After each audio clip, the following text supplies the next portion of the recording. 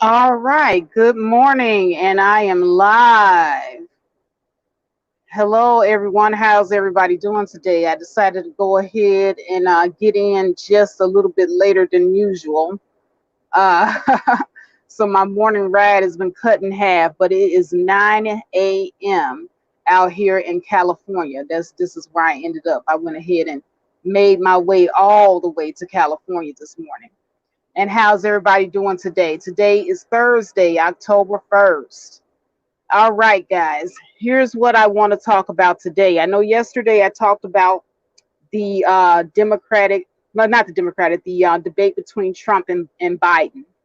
Today, I got a little bit more information. What's up, Sister George, Jane Vane, and Gia Girl?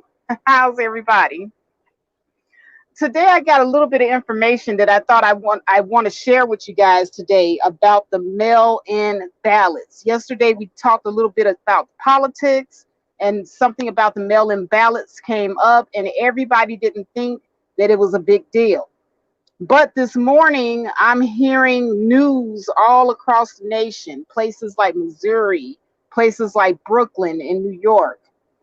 There are already issues out here in Phoenix, as a matter of fact. I haven't even gotten my mail in ballot yet, but my neighbor received their mail in ballot. And also, they received a mail in ballot for somebody that doesn't even live in their apartment. So there are definitely issues with these mail in ballots, and I want to get into that today. But here's an article that was printed 2 days ago from the New York Times. They were saying that nearly 100,000 defective absentee ballots were sent to New York voters, New York City voters. So you have a lot of people experiencing problems like receiving ballots for dead relatives. You have that going on. You have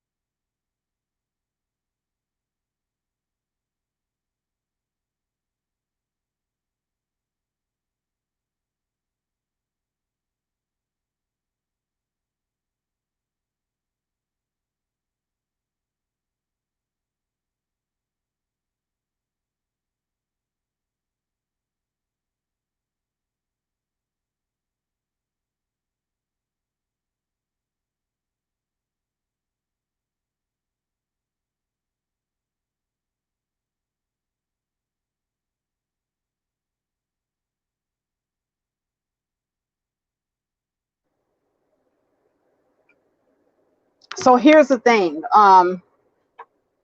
If you get multiple ballots in the mail and you go ahead and you fill it in and then you check the box on the outside of the ballot. On the outside of the ballot, it has a D for Democrat and an R for Republican on the outside of the envelope.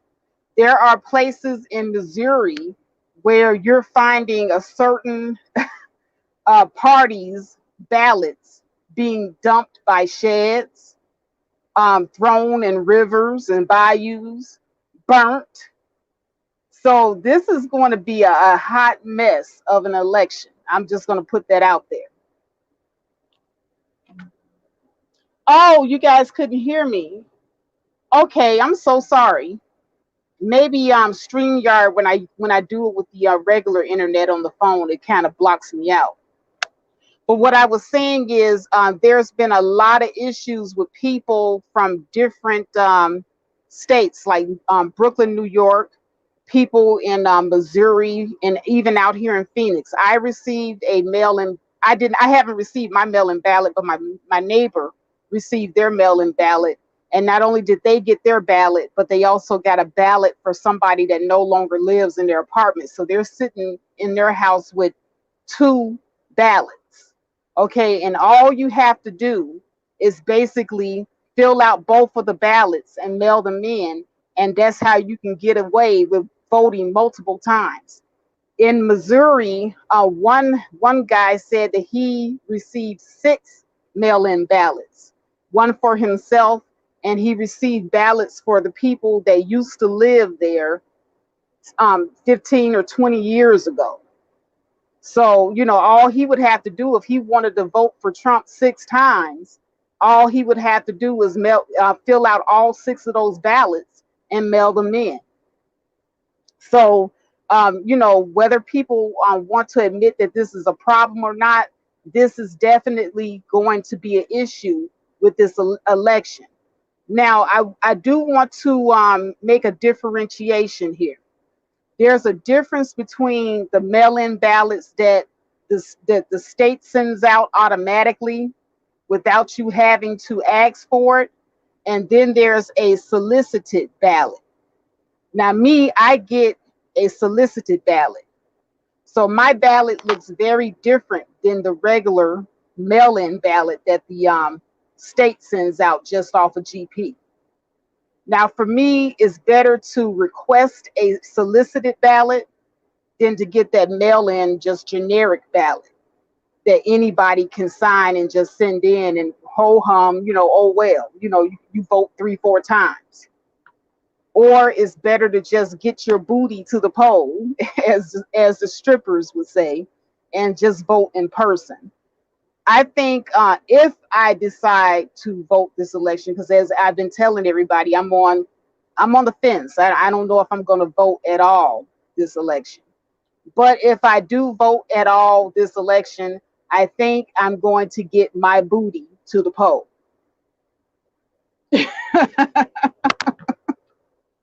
Righty, Elise. Elise says this is what they do to rig elections, and we've seen it before many times. Exactly. There was something that went on a long time ago with the military votes. I believe what they did was they kind of tallied up the votes from the guys overseas, and if the guys were voting for a certain party, they would send in the votes for the party that they wanted to go through, and then they would just repress the vote for the party that they didn't want to go through.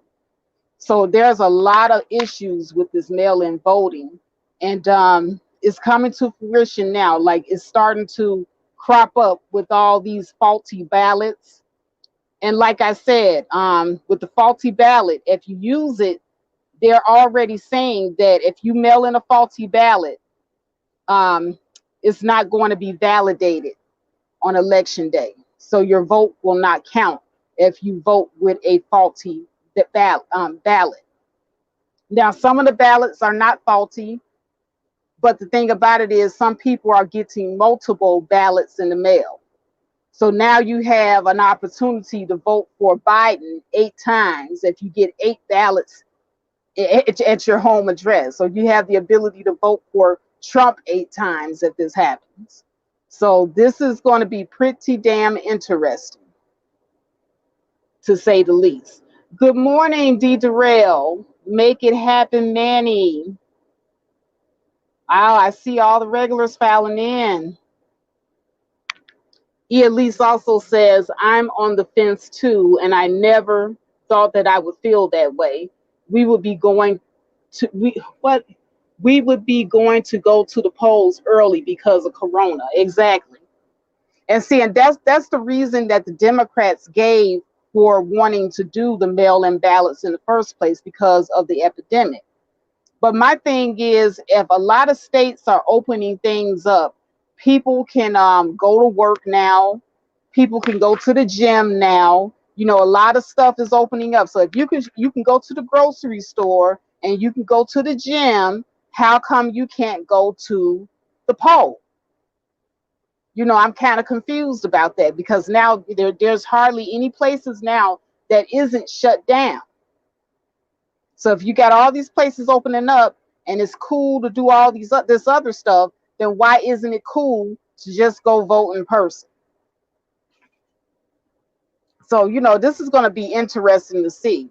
But there are a lot of other things that I wanted to kind of break down from yesterday, because we also talked about yesterday that Donald Trump made a statement about the Proud Boys. Okay, and I was not very versed on the Proud Boys. I hate to go in and out because I know you guys will probably not hear me. But just going off of my memory, because I talked to BMT about it, and BMT, Nick Taylor, and there are a handful of black men that contacted me and told me that they are Proud Boys. These are black men.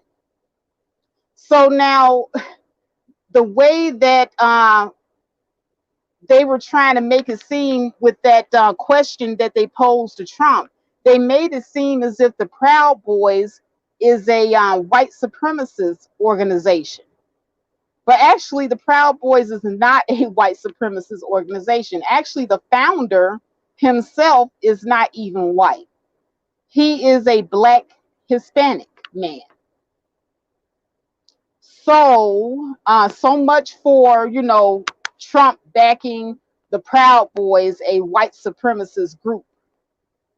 The Proud Boys is not a white supremacist group. So that kind of makes me feel better, and it takes me, I'm just gonna put it like this: it takes my butt just a little bit off that fence, because I wasn't liking what I heard. But now that I understand what the Proud Boy organization actually is, I feel a lot better about what Trump said during the debate. Let's see what you guys are talking about in here. Slayer Jim says early voting is a good idea, not to be around too much crowd. Exactly. Jane Vane says they really shouldn't be opening up. The data is inaccurate. Yes, do remember to like and share the stream.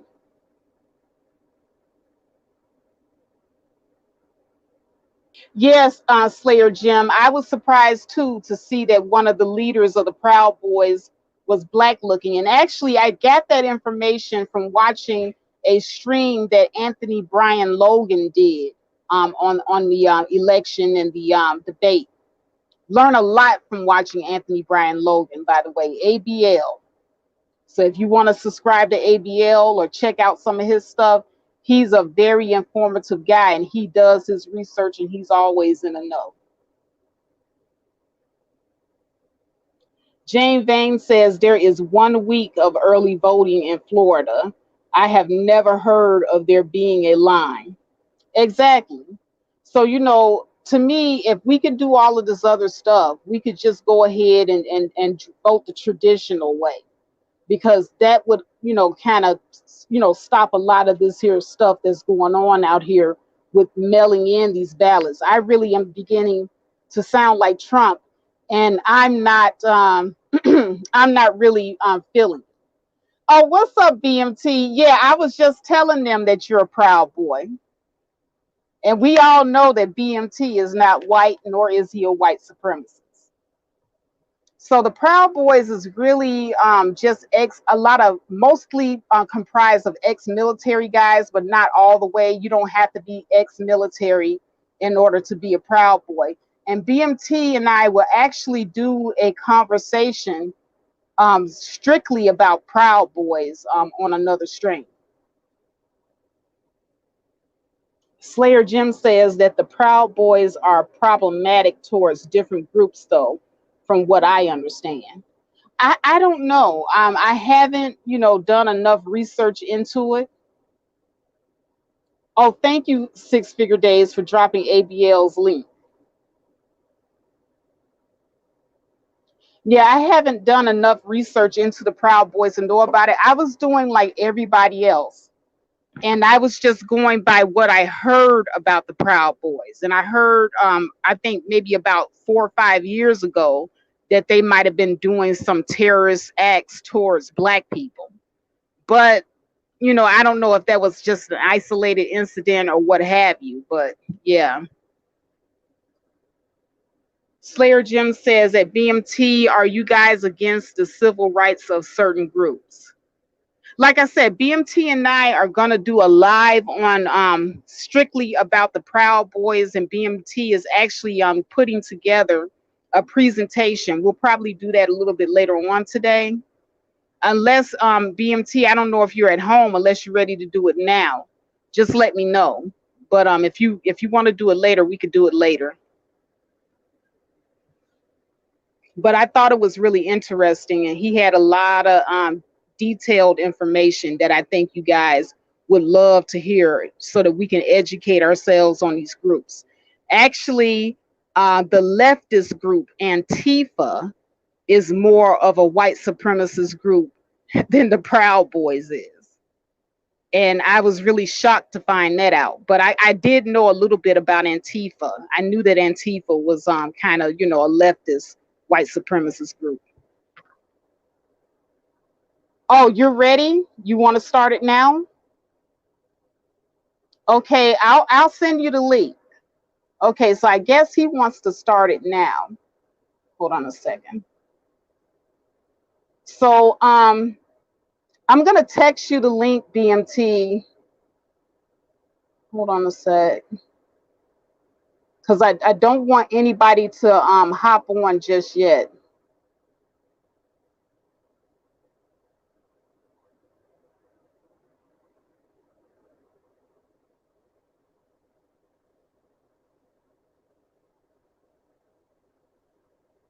All right, BMT. So I just text you the link.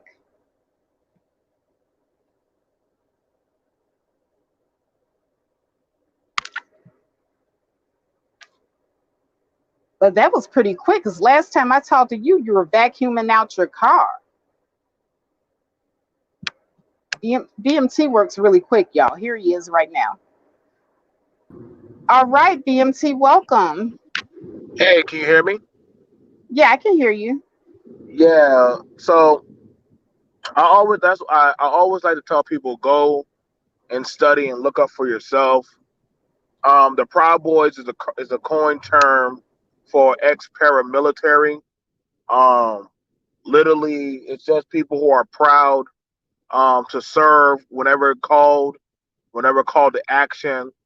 And literally, when he was saying, okay, uh, y'all Proud Boys, stand by and be ready. He literally, all he was saying, like, hey, for those who are ready for action, just be ready. Like, I mean, it was kind of point blank. Like, literally, a lot of different factions and groups are already ready. There are different allocated sections all over. I know people like to look at it, oh, sound like some coon talk. No, that's ex-military talk. But you wouldn't know if you're not part of those groups. You get what I'm saying, Faith? Like, so these are groups that we buy firearms, which what I mentioned in the last stream. You can go buy a pistol for $370. A Mossberg pump shotgun, you can get that for $200, or 200 to $400. A good shotgun. Uh, Rifles are 500 and up, depending on what you put on them. A lot of these people form and join together. Like 6 people can form a militia. Six to 20 people start forming groups. Like these groups are people like are citizens. They get deputized by the sheriff or the police to watch their own community. Proud Boys show up for hurricane disaster, any type of relief in their town or the agency. If a child goes missing, those are Proud Boys. That's when you actually localize, and your own town comes together and does it itself. So Now, um excuse me, let me interject. Can you hear me now? yes, ma'am. Okay, yeah, I just pulled up an article that I wanted to read about the Proud Boys, and you can give me your thoughts on it. Yes, ma'am. But this is an article written by USA Today, and they just posted this about 16 hours ago. But it says that the Proud Boys, a far right group with a history of violent confrontations, is gaining increased national scrutiny as academics and advocates have warned that the group has ties to white supremacy. The Proud Boys were catapulted to the forefront in a debate Tuesday night when President Donald Trump dodged a chance to condemn them. That's worrying to Amy Cooter, a Vanderbilt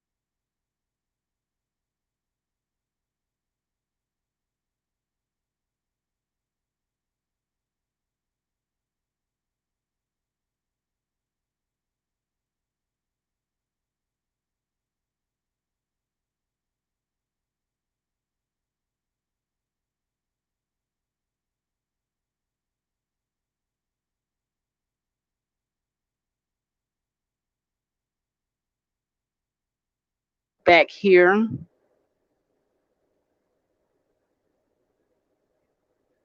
All right. BMT, are you still there? Oh, what happened to BMT?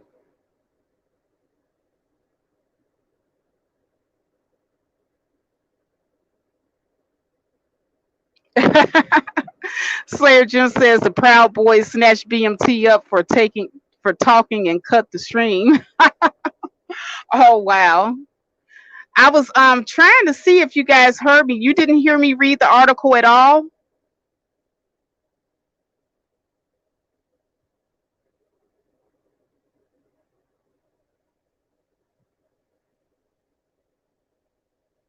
Oh wow.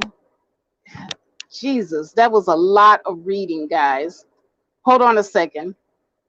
So basically, what the article was saying is that the group's current leader, Enrique Terrio, pretty much says that they don't consider Trump mentioning the group or Biden mentioning the group at the debate an endorsement at all. They pretty much deny being a white nationalist group. They do have a history of violence that is documented, though. So, it really just depends on how you want to look at it. But one thing that is blaringly clear, Enrique Terrio is an Afro Cuban. Okay. So he is not a white person at all. And the group's founder, who is a white man, he no longer is part of the group. So there are a vast number of people part of this group that are not even how can I say, not even white. So I can't, put this in the same category of this being a white supremacist group when you got half of the members who are non-black and the other half who are white. So it just really depends. Hold on a second. Let me see if I can get a hold of BMT real quick. Hold on.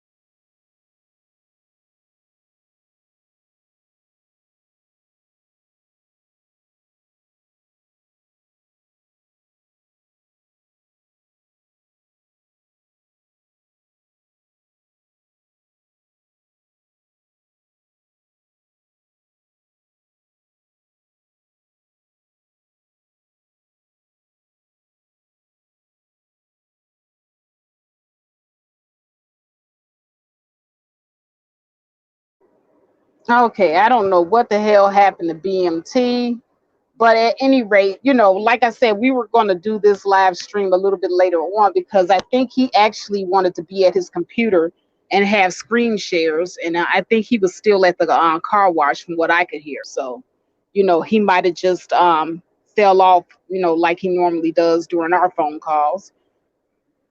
But like I said, to me, this pretty much settles the whole, this is a white supremacist group in my mind because it can't be a white supremacist group and you have all of these black people who are part of it. Now, Jane Vane, she's calling them Black Confederate soldiers, but I don't think that that's the case. Like I said, BMT has stated himself that he is a Proud Boy.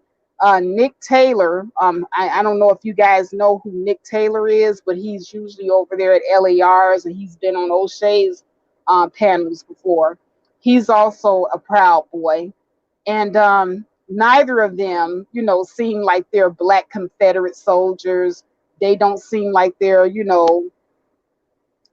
white nationalists at all. So I would not put them in that category at all. And knowing them personally, I would have to say that it kind of debunks the whole claim about the Proud Boys being a white supremacist organization. Jane Vane says, wasn't Judas a disciple of Jesus? Well, see, I don't really pay too much credence to Bible stories. They're nice, to read for a story and have a few little examples about life during the biblical times, but I don't put a lot of credence into that. But I do put a lot of credence into the people that I know in real life. And in real life, I would not call BMT a Judas, and I definitely wouldn't call Nick Taylor a Judas. These are two stand-up guys. Nick Taylor has a family. He's a family man. So, no, I wouldn't say that at all.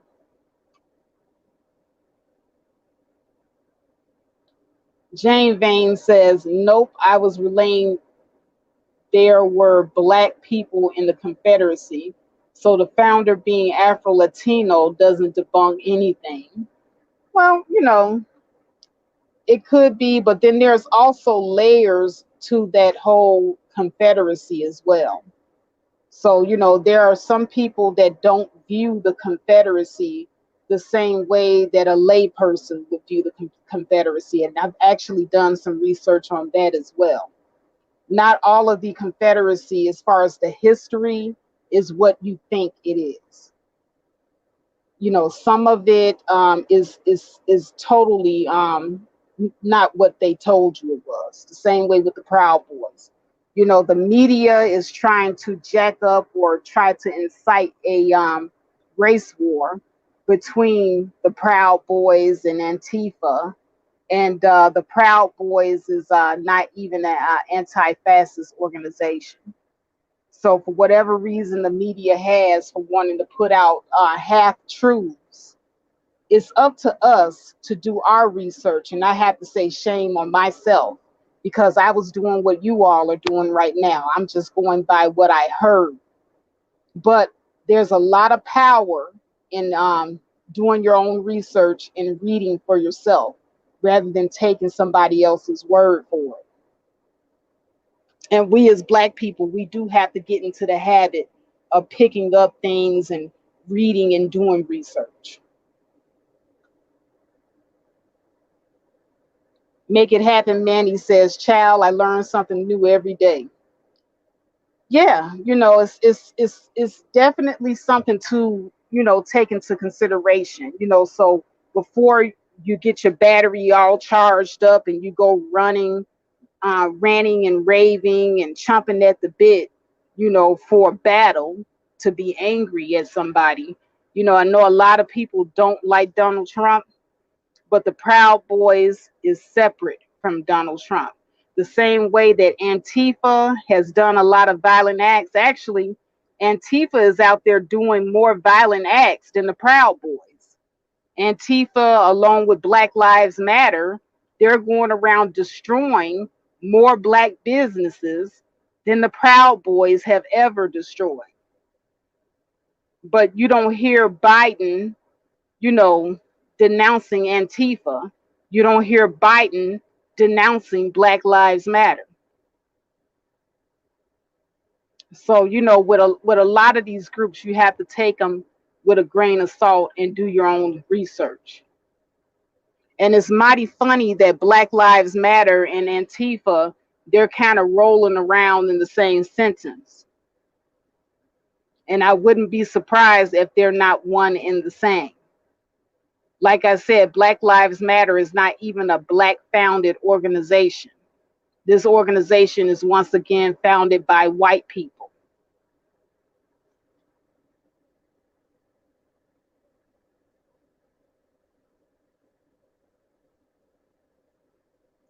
Jane Vane says, just like there were fake Black profiles in Facebook, use your own to reel you in. Yeah, but the fake Black profiles had white faces behind them. But when you see a real Black face, you know, when I see your real Blackness in front of me, that gives me more cause to believe that there is something else to the story.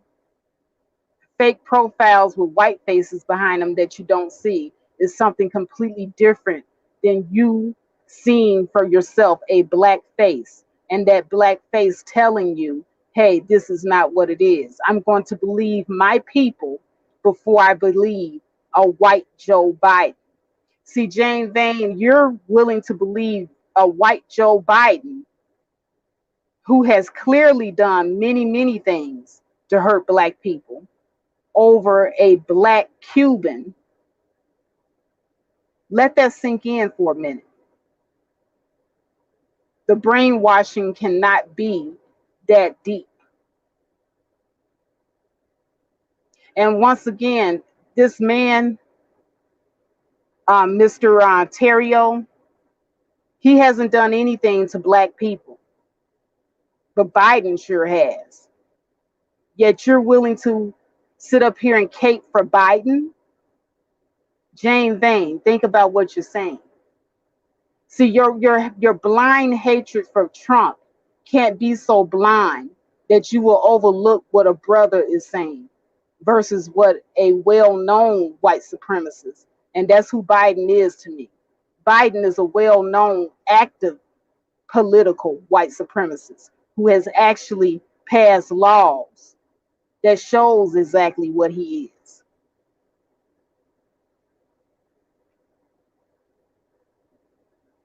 Oh, what's up, Omega Courtney? Omega Courtney says the Democratic Party lulls black people to sleep and inactivity. Exactly.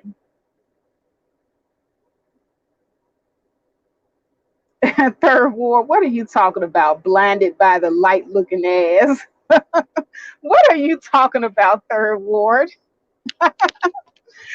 Oh my goodness. Y'all are something else. No, but what I'm trying to say is, we have to give our people the benefit of the doubt. If I was to give anybody the benefit of the doubt, I'm going to give my own black person the benefit of the doubt first until they show themselves otherwise. What's up, Kenny? Kenny Conjo. Jane Vane says, I haven't caked for anyone. I haven't mentioned Biden's name. Right, but see, the thing about it is by you coming down so hard on the Proud Boys, even after it has been revealed that their leader is actually Afro Cuban, by you caping so hard, even after it's been revealed, that's pretty telling. Because once again, who are you caping for? This is Biden sitting up here, endorsing Antifa and Black Lives Matter. And these are two groups who were not founded by any black people. As a matter of fact, Black Lives Matter is more LGBTQ group than it is a Black Lives Matter group. So we have to be careful, who we're caping for.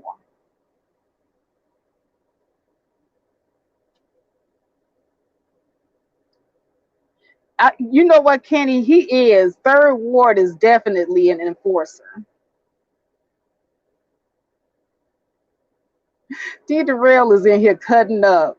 He said his new song, All I Want is a Dark Skinned Avatar. Y'all are crazy up in here today. Y'all in here fooling.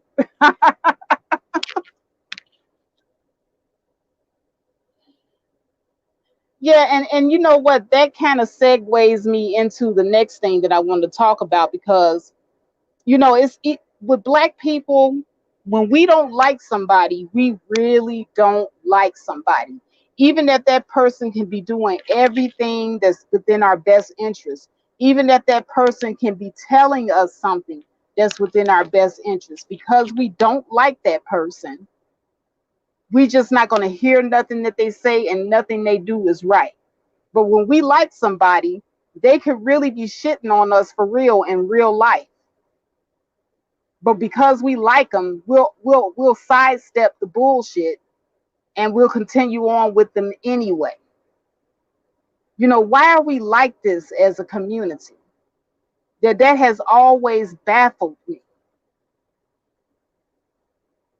I was having a conversation this morning with BMT when we were talking about, we were collaborating on topics, and we got to talking about how our people are prone to do this. Oh, here we go. BMT, he done changed his profile. All right, so I went into the stuff. I'm gonna go over some of the stuff from ammunition, weaponry, as well as how much stuff we go through in funding. Well, I ain't gonna go over everything, but that's none of y'all damn business here on this social media site because y'all don't pay money like that. But I think we're gonna go ahead and talk about it. As far as it goes.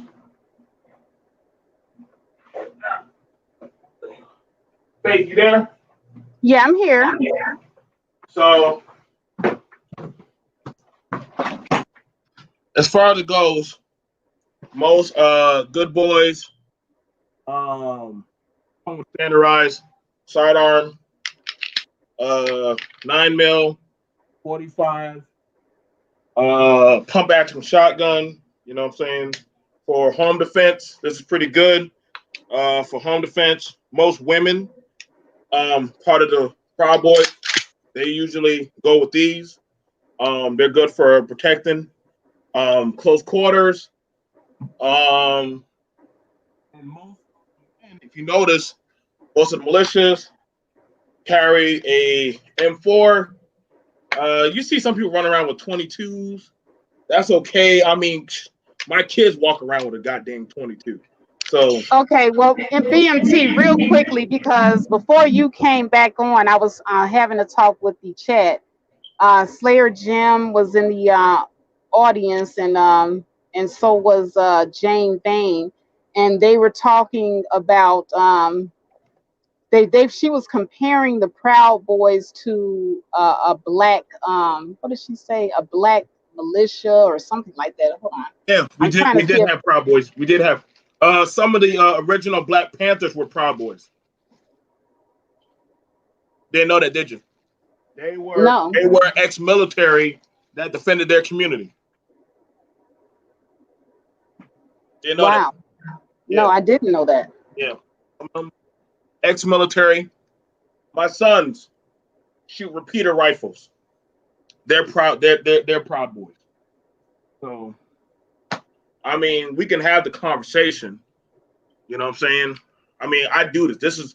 This is my area of expertise. So you know what I'm saying? People who think Joe Biden is any better than Trump, like, and see that's the thing about it. Like, most of us carry out bags. We stock food, water, ammunition, a lot of stuff. Like, we have contingency plans just in case if certain areas were to go down off the grid. It is what it is. Country go down. Like, what are we gonna do? Ain't know what we gonna do. What we know what we gonna do. We already prepared. So you prepare for these situations, and then that way it Okay, don't happen. here's the comment right here. She compared Proud Boys to black Confederate soldiers. You have black Union soldiers. What's the point? Black Union, black Confederate. What are you talking about? They both fought for two different sides. Next. Both were fighting for two different white armies. What do you want? Let's try. Like, both will fight two different white armies. That's common sense. See, this is where I'm here for that type of smoke as a soldier. Choose your struggle. So, you know what I'm saying? Like, you choose what you want to defend. That's all it comes down to there. You know, when they ask about what are Proud Boys, majority of Proud Boys are ex-military and literally ex-service people. They're ex-service members. Usually within their community, within their area, they usually have different groups, different psyops, different militias, VFWs. I know in this area we have a lot of black retired veterans that live in this area. We have our own thing out there in the low country, and some of the white people, they have their own thing. But when certain stuff started happening, both groups did come together for certain agreements of stuff that we agree that we'll do, that we'll work together, we'll collab on, in protecting our communities as well as protecting the area. There wasn't no shootouts or anything going because both groups knew their flex of power. So, I mean, this is like I said, you're talking about high-tier chess, high-level chess. It's no secret that most people are definitely no one has brought up Biden, kept throwing out no one has brought up Biden. Keep throwing out Biden's name, communicating, defending Biden. No one. I don't know why I'm reading this. Right, that's for me Okay, because my bad. she was you know, condemning the Proud Boys as a you know, white nationalist group, and I was But saying that there's black people in the Proud Boys. There's so many different. There's blacks, browns. There's so many different. Proud Boys is not a particular race. It's not a particular race. It's an ideal. I came onto your platform yesterday saying I am a Proud Boy. Like, I didn't hesitate on that. I'm a Proud Boy. You know what I'm saying? You know how much this box right here is worth doggone $1,500. I sell these boxes at least every 2 weeks. Stockpile of ammunition. This is gold. This is gold right now in the U.S. Ammunition is gold. Weaponry is gold. Resources of water, food supply, that's all gold. Money ain't worth shit much these days. I mean, it has some type of thing, but when somebody come up to you with this, sorry, but that always wins. Y'all begging for protection. Who gonna protect this and that, X, Y, and Z, the police and all that shit? Okay, cool. What you got? What you got making me want to protect you? I'm just being honest. But see, those wealthy communities, they've been sending us emails. My doggone thing has to stop chirping. They've been sending us emails. Hey, could you watch over our schools? Could you watch over where Timmy goes to doggone daycare? Could y'all watch over our neighborhood when these riots start up? Okay, yeah, send them money. Okay, let's okay, see. hold on. Let me go ahead and address Jane Vane because I haven't said anything false. I have not put out a false narrative. Okay, when a person uses an example, that is not a false narrative. And I hope you know the difference between an example and a false narrative. You know, I'm getting sick and tired of you fools coming up in here trying to twist some words because you want to sit up here and just be contrary. You can go do that shit on your own page. Okay, I use the example of Joe Biden for a reason because that is what I was talking about when I first came in here. I was talking about the elections, I was talking about ballots, I was talking about Trump. Okay, and then that circled into the Proud Boys. Now, if you want to sit up here and you want to continue to argue, you can do that on your own, Jane Vane. But please, which you know, just for the sake of this, I want to get back to what BMT is talking about. Go ahead, BMT. This fool down here. BMT, where did he go again?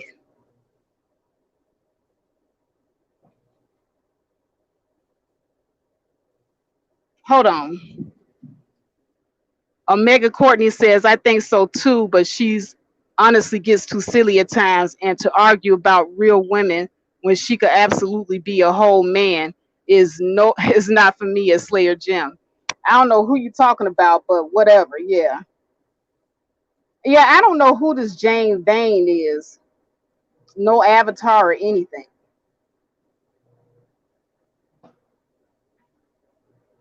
Oh, that's BMT on the panel, but I guess he's using somebody else's avatar. I don't know who that avatar is. Ma'am? BMT, where are you and who is this in the avatar? Everybody keeps asking who that is in your avatar. I like to grab people. That's the manager. This is MREs. This is MREs. I think we got a shipment of this. This is a shipment of MREs. These boxes are made by the U.S. military. right? And literally these boxes can feed up to, I would want to say up to 30, this is 425 pounds of food. This can be up to 425 pounds of food that can be distributed out to fighting men. Like, when I'm saying that there's like high levels of chess being played, I don't know what to tell y'all, man. Like, you probably might want to start finding some people that are willing to fight for you. You know what I'm saying? Exactly, six figures. Exactly. Like, I don't think y'all. I don't think I don't think y'all know. I don't think people know, Faith, how big the high level playing field. Like, there are podcasts now that are selling these. So if ever the grocery stores were to go down, their people are going to still be able to eat, fight, refrigerate their food, heat their food, all that said stuff. These are things these groups are preparing for. Like, cause we get, like, times are going into the private sectors. We're going into private sectors. And it's either you know or you don't know. Either you have the fighting force to, you know what I'm saying, want to get behind you or not. You know what I'm saying? Are y'all imploring y'all own, or do y'all want somebody to, have your back? But I'm now, not kidding. when I was reading that article, BMT, it said that the Proud Boys has a history of violence. What do you have to say about that? Yeah, there's different groups. Yeah, I won't deny that. I won't deny that.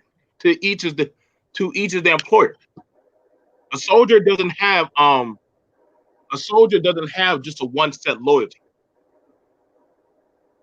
I want you to understand that. I can't be any more or less unclear with y'all. He who pays me the highest dollar. So if my group, if I would have worked for the black community, y'all would have told me, hey, guess what? Hey, BMT, you and some of y'all guys, y'all, listen, we run along food. But that group over there got food. I bet, say less. We're going over there to get the food. Just make sure you understand a portion of that food is ours. Okay, yeah, you can have the food and all that stuff. Then y'all think that, listen, man, this is not pretty. This is not how it works. This is warfare, guerrilla warfare 101. This is guerrilla warfare 101. This is where you hire who you need to actually do your dirt for you. You got some of those who can actually be the good boys, and some of those who like, yo, I don't mind being that dirty dirt. You want that protection? Okay, cool. But if the minute you stop paying, guess what? I don't have to be loyal to you. Listen, you know what I'm saying? What's the difference between the Proud Boys and KKK? What's the difference between the KKK and the goddamn Black Panthers? Both two supremacist groups.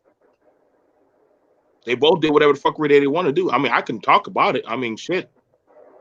I know dudes who were talking about a peaceful movement. Then after that, they go right there in the back room and go do some heroin. Well, when I was reading the article, Enrique, what's his name, Terrio, he was saying that he was separating himself from the white nationalists. He was saying that the Proud Boys has nothing to do with any type of white nationalist group like the KKK. It don't. That's what I'm saying. Like, why y'all bringing up the damn KKK? The fuck the KKK got to do with the Proud Boys? Do I look like a white nationalist to y'all motherfuckers? I'm a black man. Whoever lives within my vicinity, that's who I watch out for. Whoever my kids go to school with, me and us other 19 guys, we ain't no goddamn white KKK. Y'all didn't even know what this. Y'all weren't even talking about the Proud Boys until Trump said Proud Boys. So get out of here with some of y'all think y'all know what we are. You don't. Okay, NewPac, he says, who did the Black Panthers lynch and kill? Who did the Proud Boys lynch and kill? Let me know. Y'all threw that salt towards saying that we lynched. Now, as far as I know, the Proud Boys, they've done the same thing that Antifa has done. They've gotten into rowdy, violent, acts as far as Right. fighting and stuff like that. But nobody has ever lynched and killed anyone on either side. No. See, the thing about it is, and what you've been seeing on the news is you've been watching different factions on like real time show up at like different points, and it's not bad. It's not bad being an older woman. Like I said, you've been watching different groups meet up at different locations and get into fights, but you haven't seen, like, let's be for real. Like, Antifa don't be walking around with no guns. Proud Boys do, but they'll get into fist fights. You know what I'm saying? They'll get into those, but the weapon discipline has actually been pretty good. It's been pretty good. You know what I'm saying? So you gotta understand, like, a lot of these people, you know what I'm saying, they say that they know what's going on. You know what I'm saying? So you gotta ask yourself, like, a lot of these different types of fallacy agendas that people talk about, that they think that they know groups or stuff like that, or that they understand what certain people are doing. Full of shit. People do what they want to do at their convenience. But see, everybody thinks that their side is good, but they don't understand, Faith, what they got to do in the dark to keep your ass safe. Get what I'm saying? So Right. it all sounds good. I'm that hero to you, but you don't know what I got to do to doggone keep you safe. See, I'm that shining beacon of. See, you can't picture me taking a few boys out there in the field and putting them down. You can't tell me that that they have that. You can't picture me tying some boy up and beating him out and beating him into a confession about him doing something to a girl. That's part of being a protector. That's part about being that guy that stands in the shadows, that does what he got to do. I bet y'all, if somebody were to doggone rape a child, and I said, yo, how about me, Uncle Faith, Johnny, and Timmy go there and go teach this guy another lesson? Whoa, would that not be a lynching? But hold up, Faith. That's what we used to do in the community, right? If somebody stepped out of line, how do you think we dealt with them? How do y'all think we dealt with them, huh? Y'all think we just sat down and opened up a book and read the good book of Jesus Christ to them? Y'all didn't think we weren't going around busting up no heads? Y'all didn't think we weren't going up in places and beating the shit out of them? Like But I said, man, here's the thing. Here's the thing that I think a lot of people are not getting, because Trump was asked to denounce the Proud Boys as if they were a white nationalist group. I think a lot of people are getting the impression that it must be a white nationalist group if they were asking Trump to denounce them. That's how you know people are stupid. There you go.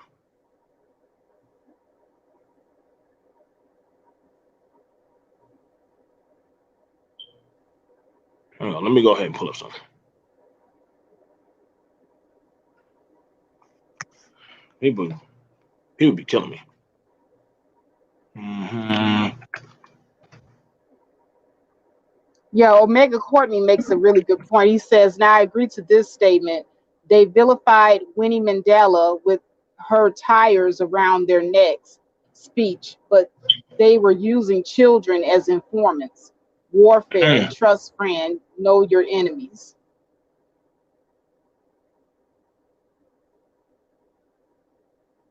I'm just saying, man, warfare is not pretty. Everybody likes to think every side is just peachy clean.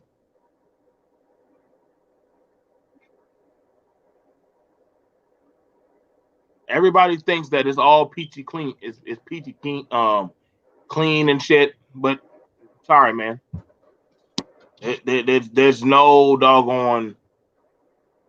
There's no doggone easy in and out about it. Hang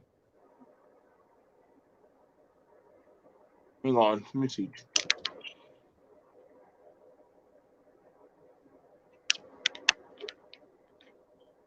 There we go. Okay, so let's go ahead and do this for some people, because some people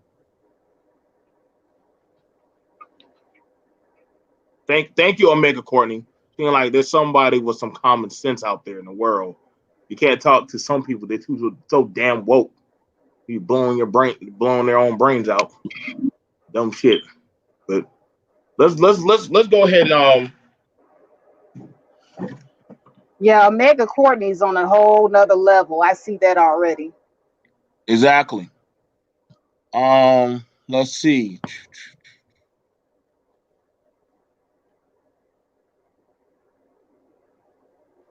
Let's see. Do security.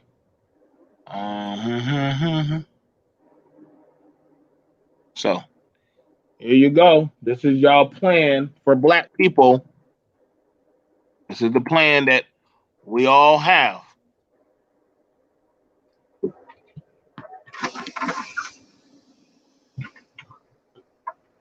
DERELL said check an article by the SPLC.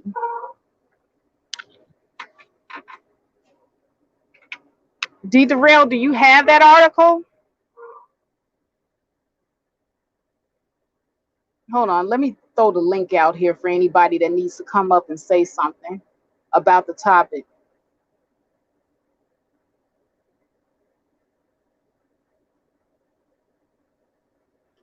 Okay, there That it is. amazes people.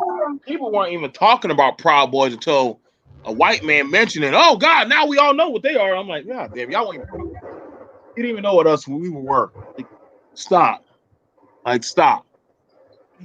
Well, I didn't start hearing about the Proud Boys until about maybe 5 years ago.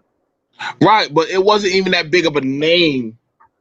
You know what I'm saying, Faye? That's like people weren't even talking about high value until somebody said it. Now it kills me to no end.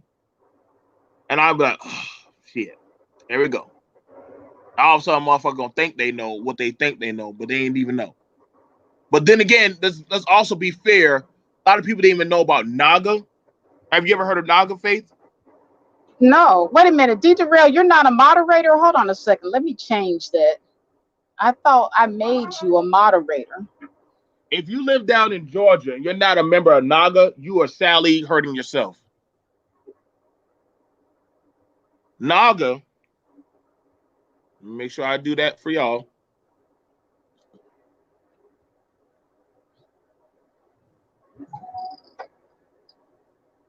People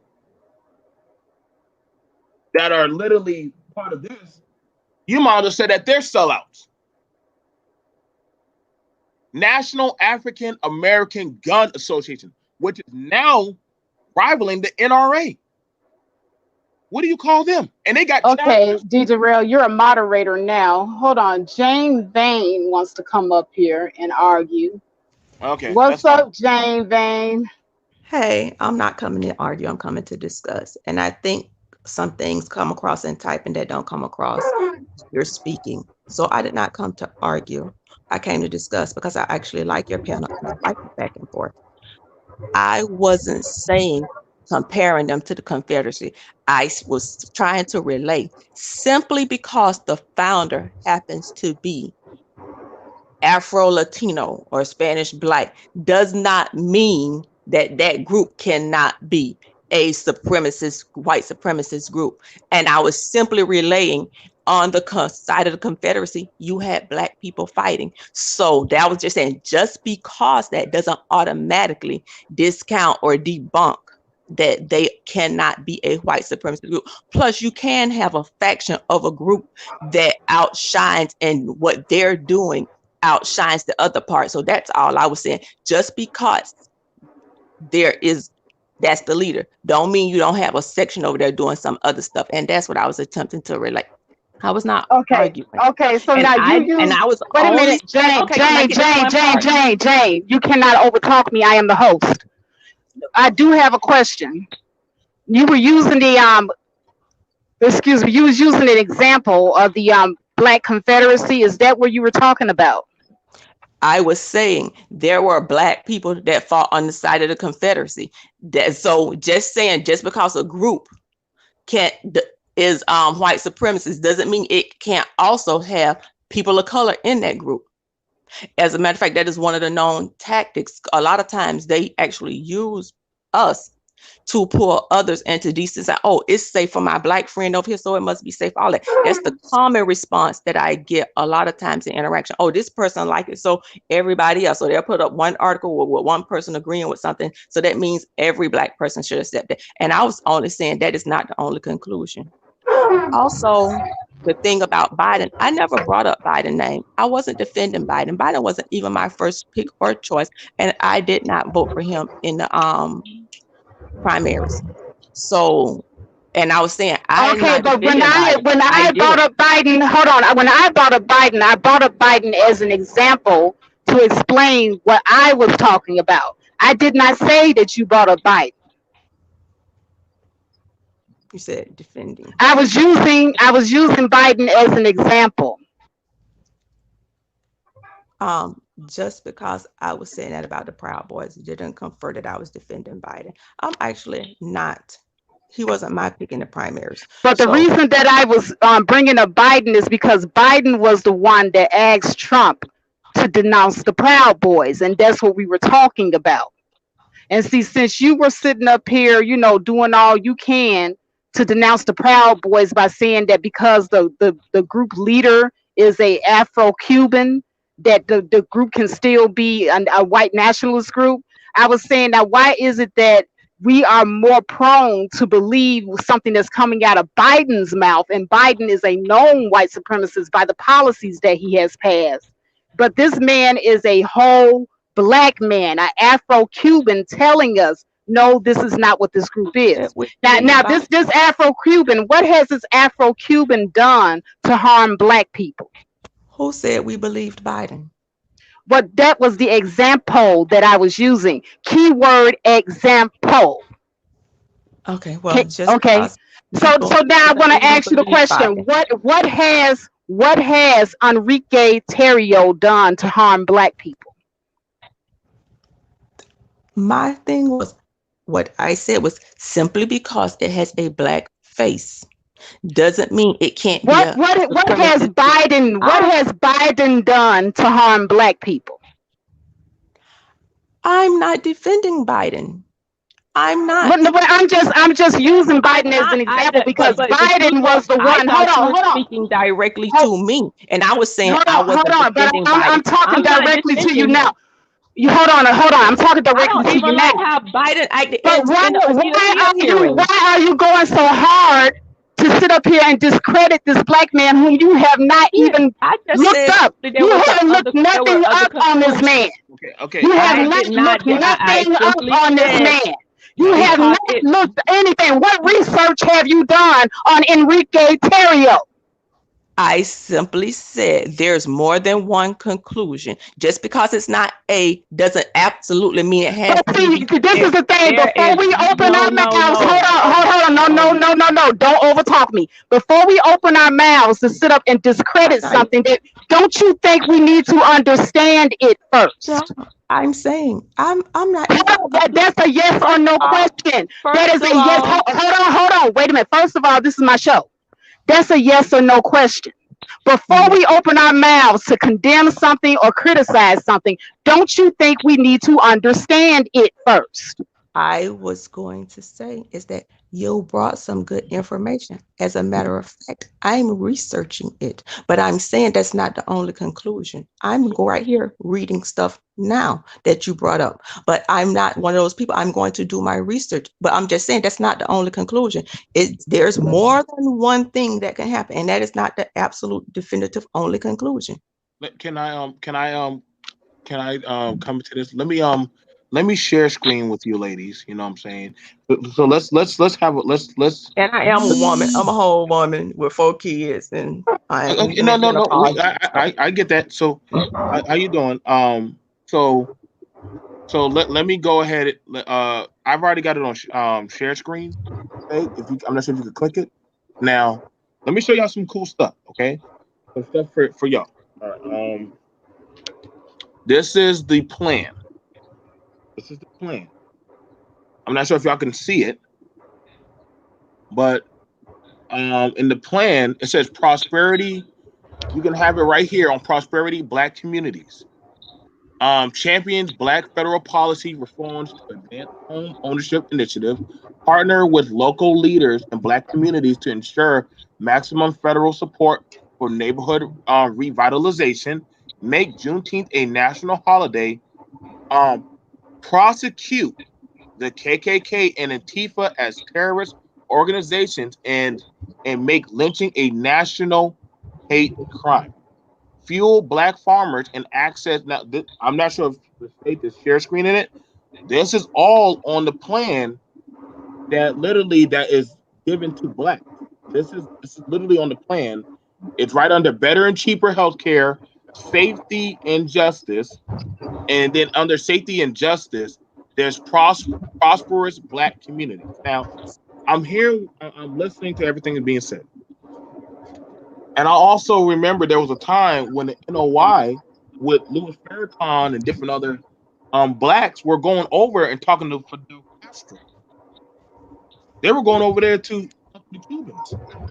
Now, they couldn't have felt that crazily threatened if they were going over there saying, hey, Black, we're safe over here working with these, brown people. So the fact that you have it where, and see, that's the thing about it. Like, I'm listening to what you're saying. That's why I said both sides. There were Blacks working for the Union and working for the Confederacy. Both sides they were Blacks on both sides. And they I said that the hindsight of being a soldier is a very murky deal. Very murky deal.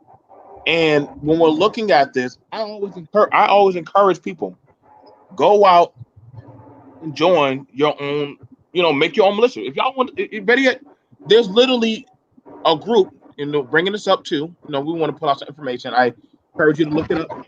Y'all go ahead and Google NAGA, National African American Gun Association. Is to have every African American introduced to firearms use for home protection, competitive shooting. Now, literally, they have chapters in Alabama, Nevada, New Hampshire, Alaska, Arizona, New Jersey, Arkansas, New Mexico, California, New York, North Carolina, Colorado, North Dakota, Connecticut. Now, this has shot up and grown since the death of Ahmaud Arbery. That literally, you don't have to join the NRA. You can join your own group that is made for y'all by Black people that's run, and the head of it is a Black man. That literally, you can join these chapters. They tell you the location, name, PD area, gun club, location, Florence, South Carolina, President Richard Thomas. You can email them. You can literally go ahead and get in touch with them. There's one that you literally can get in touch with the local Black gun clubs that are already networked. You get what I'm saying? So if y'all really want to say, hey, I don't want to do it, now you have it where y'all, instead of saying, well, you know what, President Trump, Biden, now you have it where y'all can go form up. See, people ain't forming their own gun clubs. Don't think they ain't forming their own things. So now y'all have it where y'all can go form. Then now this gun club is actually grown. They weren't this big. But now they're huge enough where just about, I think, the only state, what's this, Wyoming? Yeah, that's, but literally, but if you are interested in starting a chapter in your area, contact us and they will help you start up a chapter. Now, see, now the majority of this club is Black women. Yes. There are Black men, there's a lot, but there are more Black women joining up. And So literally, there are also Black women in the Proud Boys? yes, there are. Yes, there are. Yes, ma'am, Faith. There are women that are in the Proud. Oh, whoa. What do you notice back there? A lot of women in the back. Do you not see them? There's a lot of women in that back. Joining right up in there. They in there learn how to shoot guns. And I've majority of the women that I be teaching, women. All of them joining a national African American gun. There are men in there. We can go in there and buy vests. You can go in there and buy firearms. You get the proper training. This is coming all over the U.S. A Black gun organization that is actually starting to compete with the white organization. Now, would you call this? Now, these are Proud Boys. See, I wanted to pull this out. These are ex-military. These are ex-military, ex-policemen, ex-federal agents coming out here and say, you know what? She ain't her doggone sandals. This woman in her doggone sandals out there. But these people are coming off of work. These are people that have jobs that are literally being trained. Look at all these men right there. One of them is in a goddamn scooter. But these people are getting trained. These are Proud Boys that are literally saying, you know what? I'm going to actually defend my own neighborhood in business attire, ex-military, the average Joe college student, all of these. That's why I said there's no one Cornish term for it's just white people. Everybody is starting to get involved. You have women getting into it. You have men getting into it. That's why I said that, like, we talk about this protection thing. I'm gonna tell y'all right now, y'all might want to go ahead and start. So what would you say about all of the allegations of this being a white nationalist group, that they're a hate group towards African Americans, that they incite violence in Black communities, especially towards Black people? Then I'm gonna say that's full of shit, because I don't know what the hell would you call him. Would you call that man in the middle? Would you call those guys right there? Would you call him? So you would have to call the Naga group. You would have to call the Naga group. I know you ain't about to call these women right here that look like they're going on a girls' night out club. Would you call them all? I mean, no. Your audio low. Can you hear me now? Yeah. Let me you can, like I said, man, like, again, a lot of these people, you don't know who's actually part of the group. If you're not part of it, you're out of the know. You don't know. And I would also say that just like any organization, you're going to have your different people and different groups within the organization that might be corrupt. And that is also demonstrated in groups like the NAACP. And also, we just have a recent person in the Black Lives Matter group who's started a fake Black Lives Matter webpage and extorted over $300,000 of Black Lives Matter's contributions. Do you want me to pull that up for you, Faith? Yes, please. Okay, I got you. So what I'm saying, and I'm using these as examples, okay? You know, within any group and within any organization, you're going to have your people who are corrupt. So you can't sit up here just because you have a few corrupt people within an organization and paint the entire organization as being that.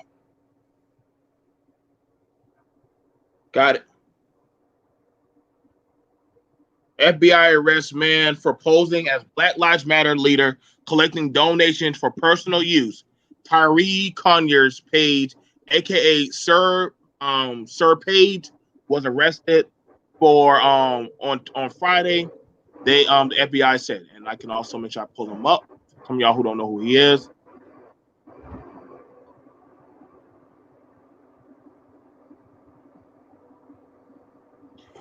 That's him right there. That's him right there. He's done quite a few things. I've seen he's done a few shows. See, there he is. He's been a spokesperson and all that stuff. But yeah.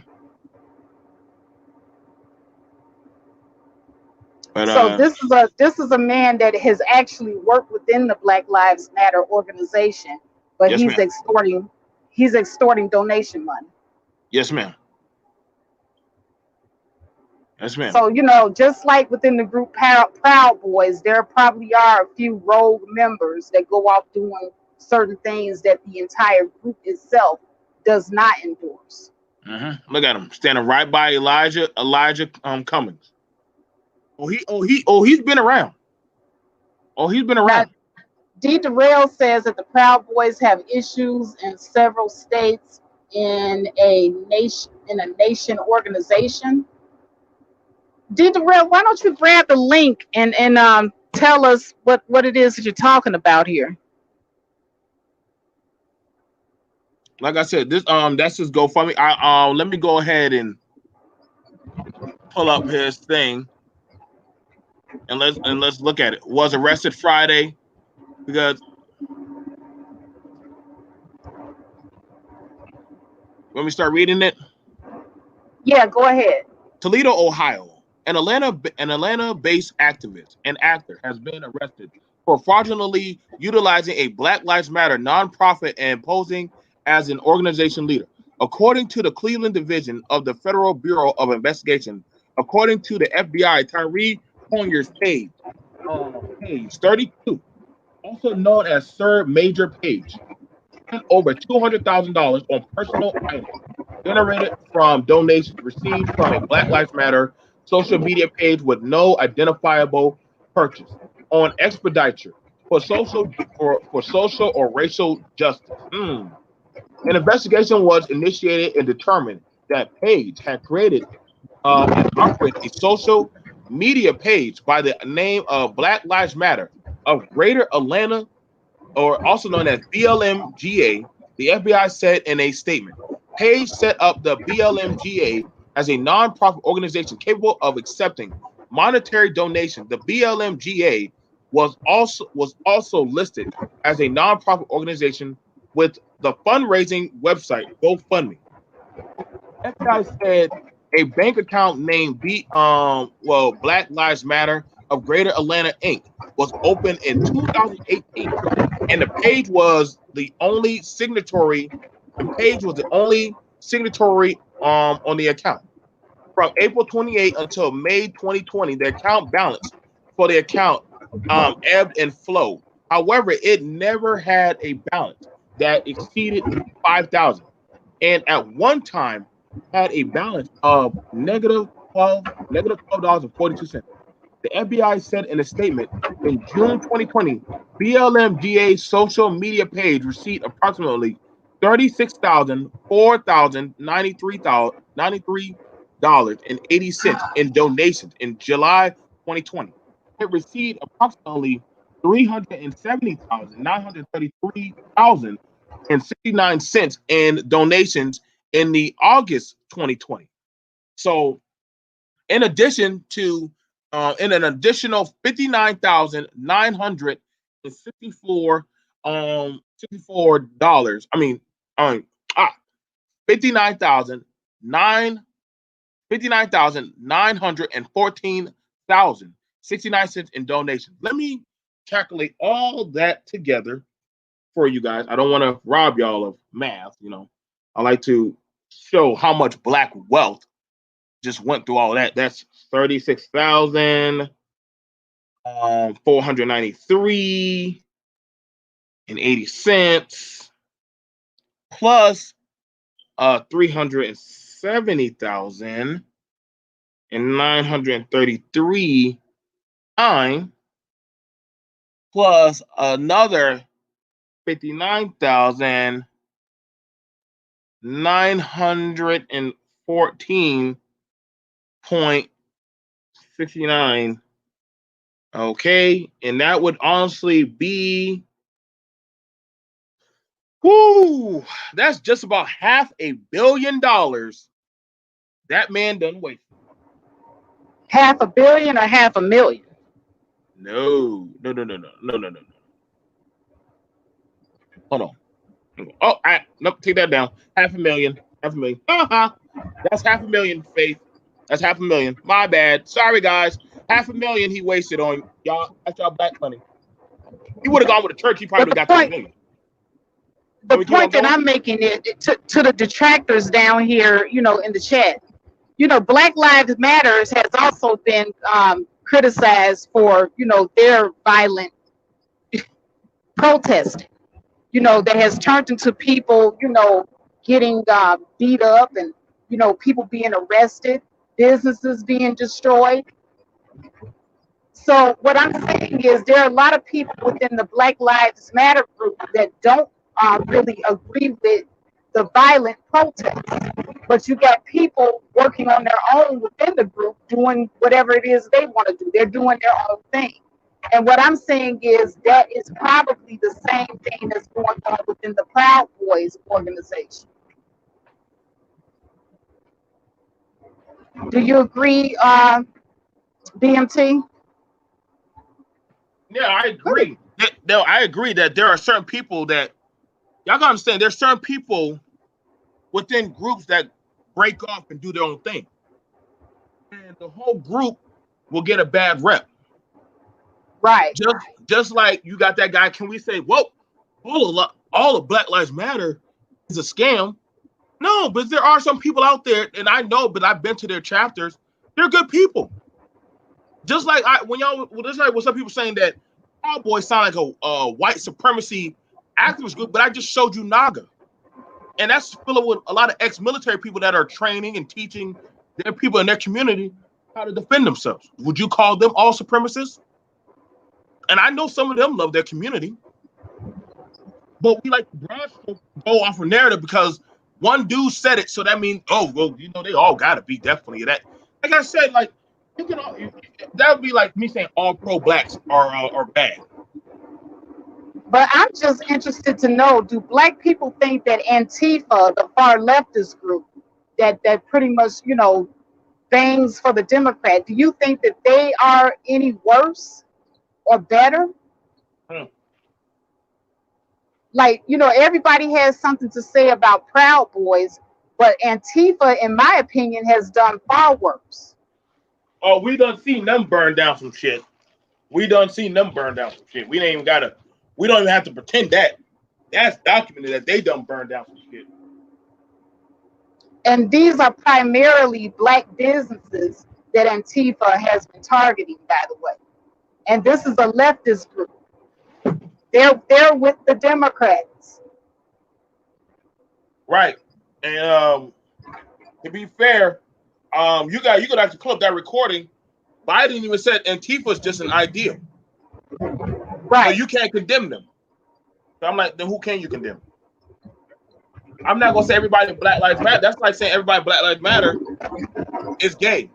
No, but I know quite a few churches and they're not gay. They just literally want, like, that's what I'm saying. I don't like these broad stroking dumbass things. Like, y'all gotta understand, man. Like, you literally just saw when I showed y'all the NAGA thing that literally, if you want to go start your own chapter, you just got to contact them and you can go start your own chapter. So let's just think about that. If you start your own chapter, Faith, but you go off and do your own thing, but you're under the NAGA group, now that what do you think? Well, that means NAGA's evil. See what I'm saying? Basically, yeah, that's the gist that I'm getting out of it too. That's what I'm saying. That's what I'm saying. Like, y'all don't get how chapters work. Like, they say, okay, cool. You're black. You want to go ahead and do your own thing. You want to be out there. Yeah, I want to fight. You'll tell them whatever you want to say. They'll give you the stamp to say, okay, we'll send you some stuff out there. Well, if you need anything, we'll help you out. Then you go off and go rogue. That's something you did. And I'm going to agree with DERELL. He said actually they're worse. I think he's referring to Antifa. And that's the same thing that I said. You know, if we're going to sit up here and criticize any group, I know for a fact that Antifa, when the whole what was that Ferguson thing went down, it was Antifa that was out there fighting people and, you know, causing all types of problems. That wasn't the Proud Boys. That's what I'm saying. Like a lot of these things or these people, they get labeled. But so I don't like to broad stroke and just label. Well, it's got to be everybody. No, that's not cool. That's not fair. Because then I would be doing the same thing about women, men, black people, white people. Like y'all gotta start looking into more different stuff. And actually, when people actually start, that's why I said like, well, so you're part of a white supremacy group. How did you get that, man? Like, you know what I'm saying? I need y'all to start thinking, man, for yourselves, man. Like, but my question is, why is it that they refuse to label Antifa a hate group? See, then that right there, because actually I can pull it up. I can pull it up right now on the. Hang on, let me actually pull this up right here, y'all. You know, I don't want. Let me show y'all this right here. Let me hit share screen. And this plan is up, so anybody can go ahead and look it up. Everybody say that man is racist, and that's fine. You can say that. But this is your black plan for black Americans for the next 4 years. This is for you. This is for all black people. You come on down here for safety and justice. What asked of him? To denounce white supremacy. That's what they said. He said, make Juneteenth a national holiday. Now, why would a white supremacist do that? First of all, why would a white supremacist do that? Why would he even care about a black holiday? But the next thing, right under there, he says, prosecute the KKK and Antifa as terrorist organizations and make lynching a national hate crime. Prosecute the KKK and Antifa. Y'all asked for him to get on white supremacy. I don't know how high can he go. Now, Jane Vane says Black Lives Matter has had frauds before. There was a white man that got millions, I think, a few years ago.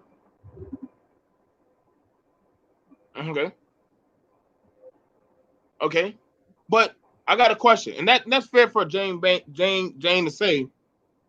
But do we not walk around saying Black Lives Matter? Black Lives. You go around shouting that. Just like same people weren't y'all the ones that made a white woman the head of an NAACP chapter, Rachel Dolezal? Right. Or we ain't gonna forget that white man that was in charge of an NAACP chapter. Some fat white people. Elise says, which one do you think they'll prosecute first? Take y'all pick. I mean, go talk to him. Take your pick. Because I mean, right now, I live in South Carolina. There ain't no hate crime bill, but they're talking about a national hate crime bill to actually protect black people. We ain't never had that shit before. That means if somebody call y'all the nigga word, but see, that would mean we got to start actually policing our own people about how we gonna say that shit. There's a lot of things that we need to start doing. Just like when you were doing that piece on Dr. Claude Anderson, and right. You talked about how he talked about inappropriate behavior. You know, that's the only thing that he was doing was he was trying to tell black people that we need a code. Amen to that. So, And so I got a far, question. you know, mm-hmm. No. See, I got a question. I would so love just to see them show this plan to Dr. Claude Anderson. Say, Dr. Claude Anderson, what do you think about this plan? Go to him. I don't care what these other people think. They say. I would like to see what he would say. But mind you, he talked about power and economics, more education opportunities, prosperous for Black community social justice reform, But see, favorable Elise, trade deals. Go ahead. Go you ahead. see what Elise wrote down there, and this is what I was trying to say. I really believe that Antifa is another arm of the KKK. See, you know, the KKK has been amazingly silent over these last few years. But now you have Antifa out here. You know, they're doing only just so much, though. I really do believe that they are the right arm of the KKK. At this point, see, y'all think the KKK is riding around with goddamn hoodies and shit and having midnight meetings in the woods and shit. Hey, Dana. Hey, Dana. Like, I gotta be real with y'all, man. Listen. Them things that y'all think y'all used to watch in the movies, or them meeting out in the woods and all that other shit. No, nobody has to do that shit. It's called let's have a Skype meeting, or let's go on Zoom. Let's go sit at a board meeting. I don't know why y'all think that they are just so smart that they just stick to being cops. The fuck? Why be a cop when I can go ahead and go work in a company? Why be a cop when who wants to be a cop these days? I'd rather go be a Fortune 500 CEO.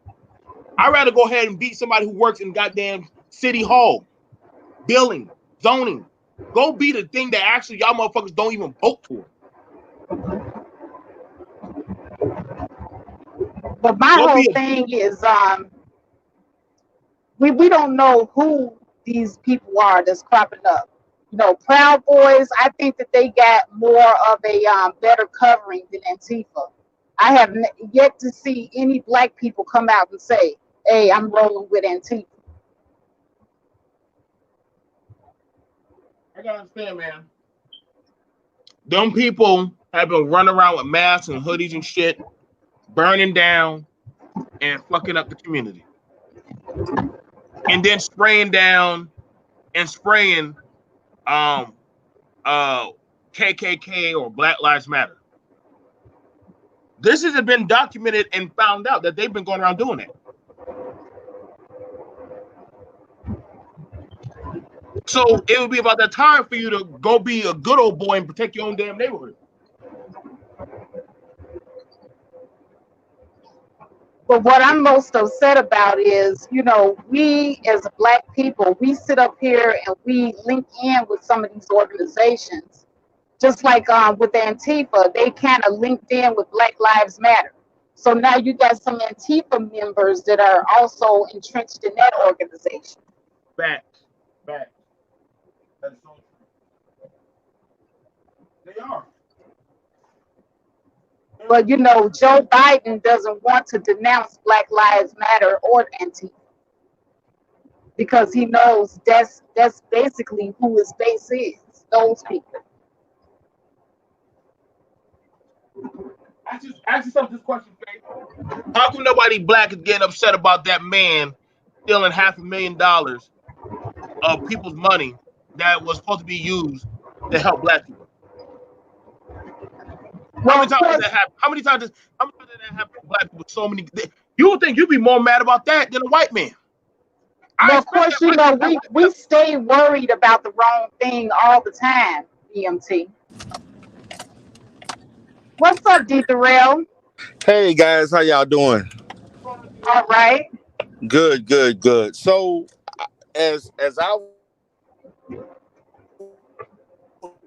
looking up, because I'm not gonna say I've done extensive research on the Proud Boys, but I've known enough about them, and I've also seen a guy that's actually a founder of the Proud Boys that was on Vice. He was interviewed. The first time I heard about the Proud Boys was on Vice, and what I'm gonna say is that there's a lot of things going on within that group that are very suspect and criminal. I'm not saying that they're not good organizations as far as certain sects or locations or certain groups within there. Say for instance, if you got one in South Carolina, you may have a different one that's operate totally different in Florida or North Carolina and vice versa. But what I can say, when you look at the overall group of the Proud Boys, they have a lot of suspect situations. I mean, I know that BMT's part of that group. I know Nick Reagan. He's also said he's part of that. But there's a lot of suspicious.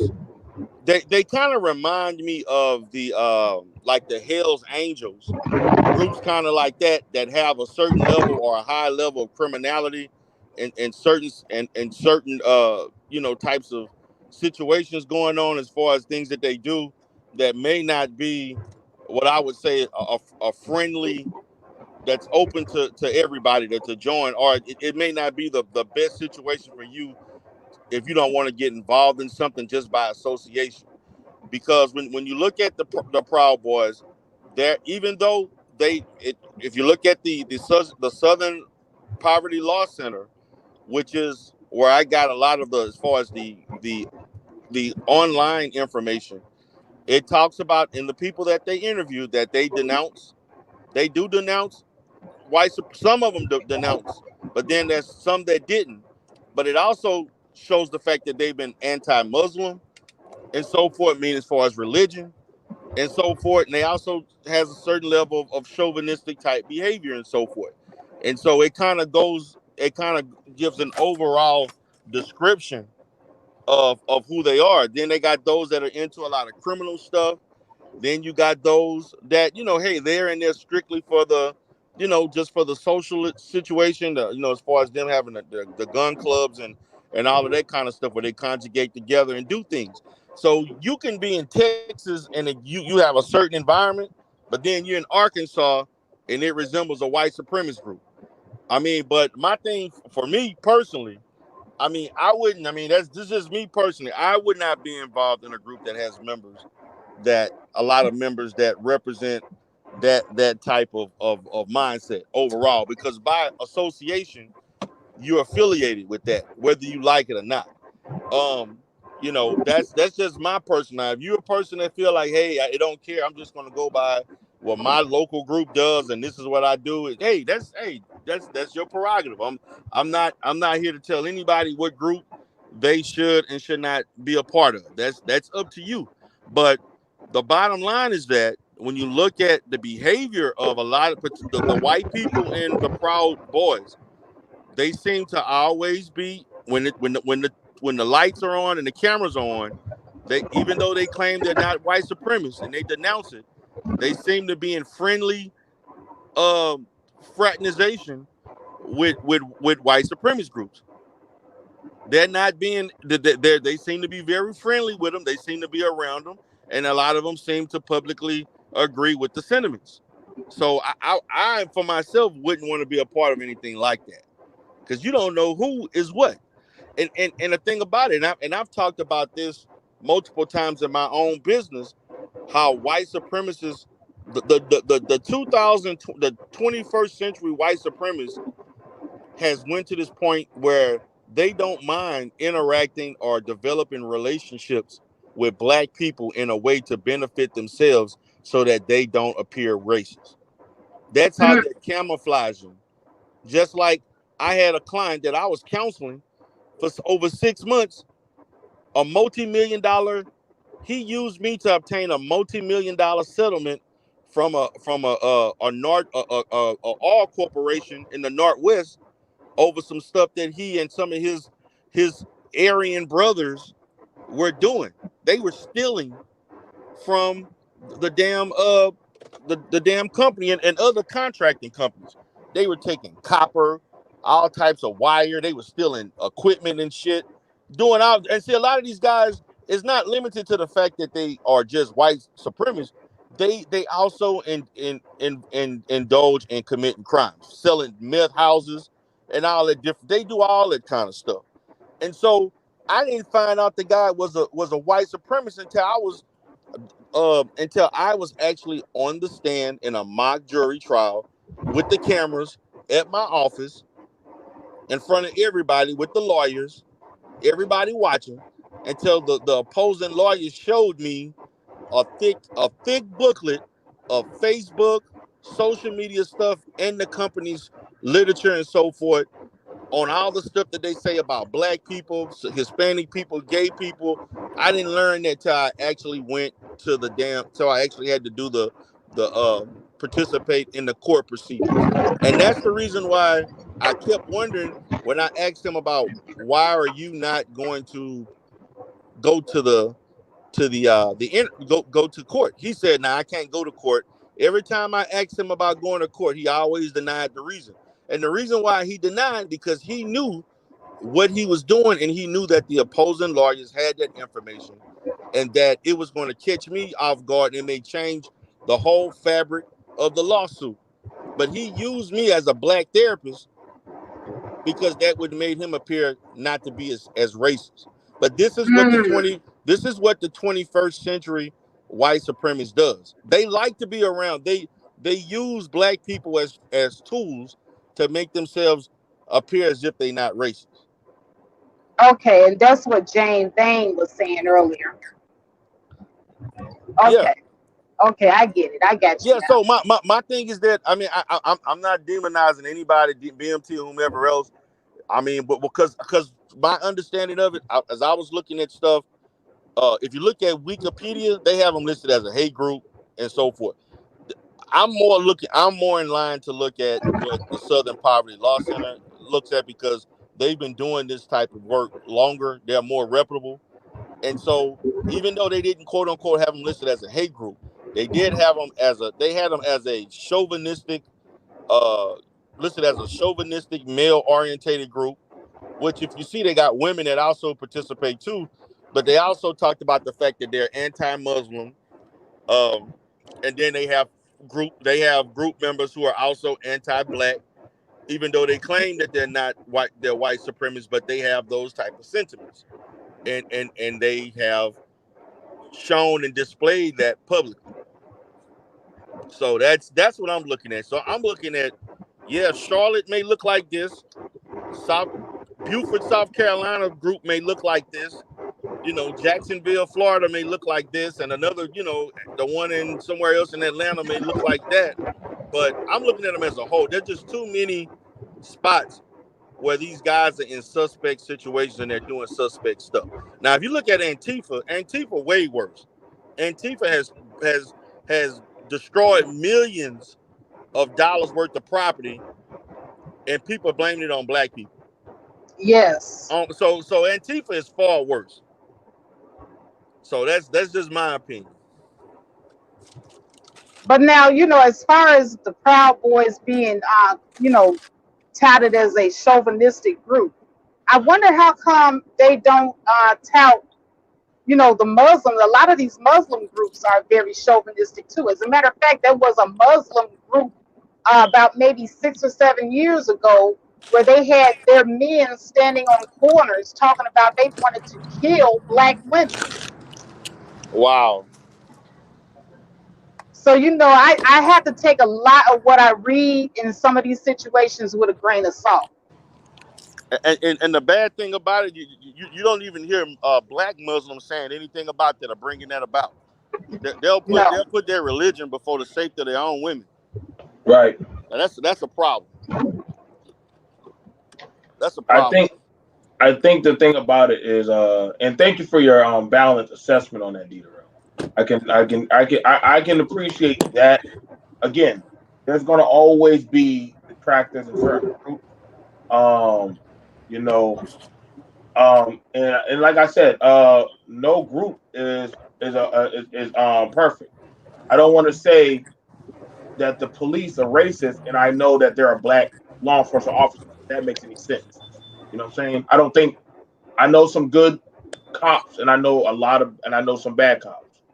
You know, and I know a lot of people say, "Oh no, hell no, the police are just automatically out to kill black people," and I'm like, that's crazy because literally, what do I call my cousin? Like, that dude literally joined because they had an opening and he needed a job. That's pretty much actually a good job he's actually good at. So we do these broad strokes. I don't take from what you're saying because there's validity in that. That's why I said, okay, so you don't like the imagery of the Proud Boys, so why don't you go ahead and change it up? You know what I'm saying? That's why I brought out the thing where, you know what? Why don't we see more black gun holders? After the Ahmaud Arbery shooting, and you and I have talked about it, a recent surge of black gun owners shot up. So guess what? So now we've seen it where blacks are now saying, you know what? We're going to start buying guns too. So now you have it where you're seeing all these chapters. Now some dudes are going to be like, well, the woman just fuck that. You ain't got time to go wait for people to get back in the house. I want to deal with out there in the street. So if I know I got this shit going on, guess what? I ain't got to worry about the police. We start dealing with the criminal element. We start policing our own areas. You ain't got to worry about no goddamn cop coming up in your shit. If you done dealt it with yourself. Best corrective order is your own corrective order. But then you ain't got to worry about nobody misinterpreting your thought process. When they see you start getting rid of people, they'll be like, oh shit, hey, can y'all at least leave? No. We got to do our own justice. But I'm gonna be honest, like, see, when you start doing that would mean you gotta hold your people to the fire. And I'm not saying we can't do it. I believe we can. But I know just as I would want to be held accountable, I would want y'all to keep that same energy on me. If that makes any sense. And I know that it is possible.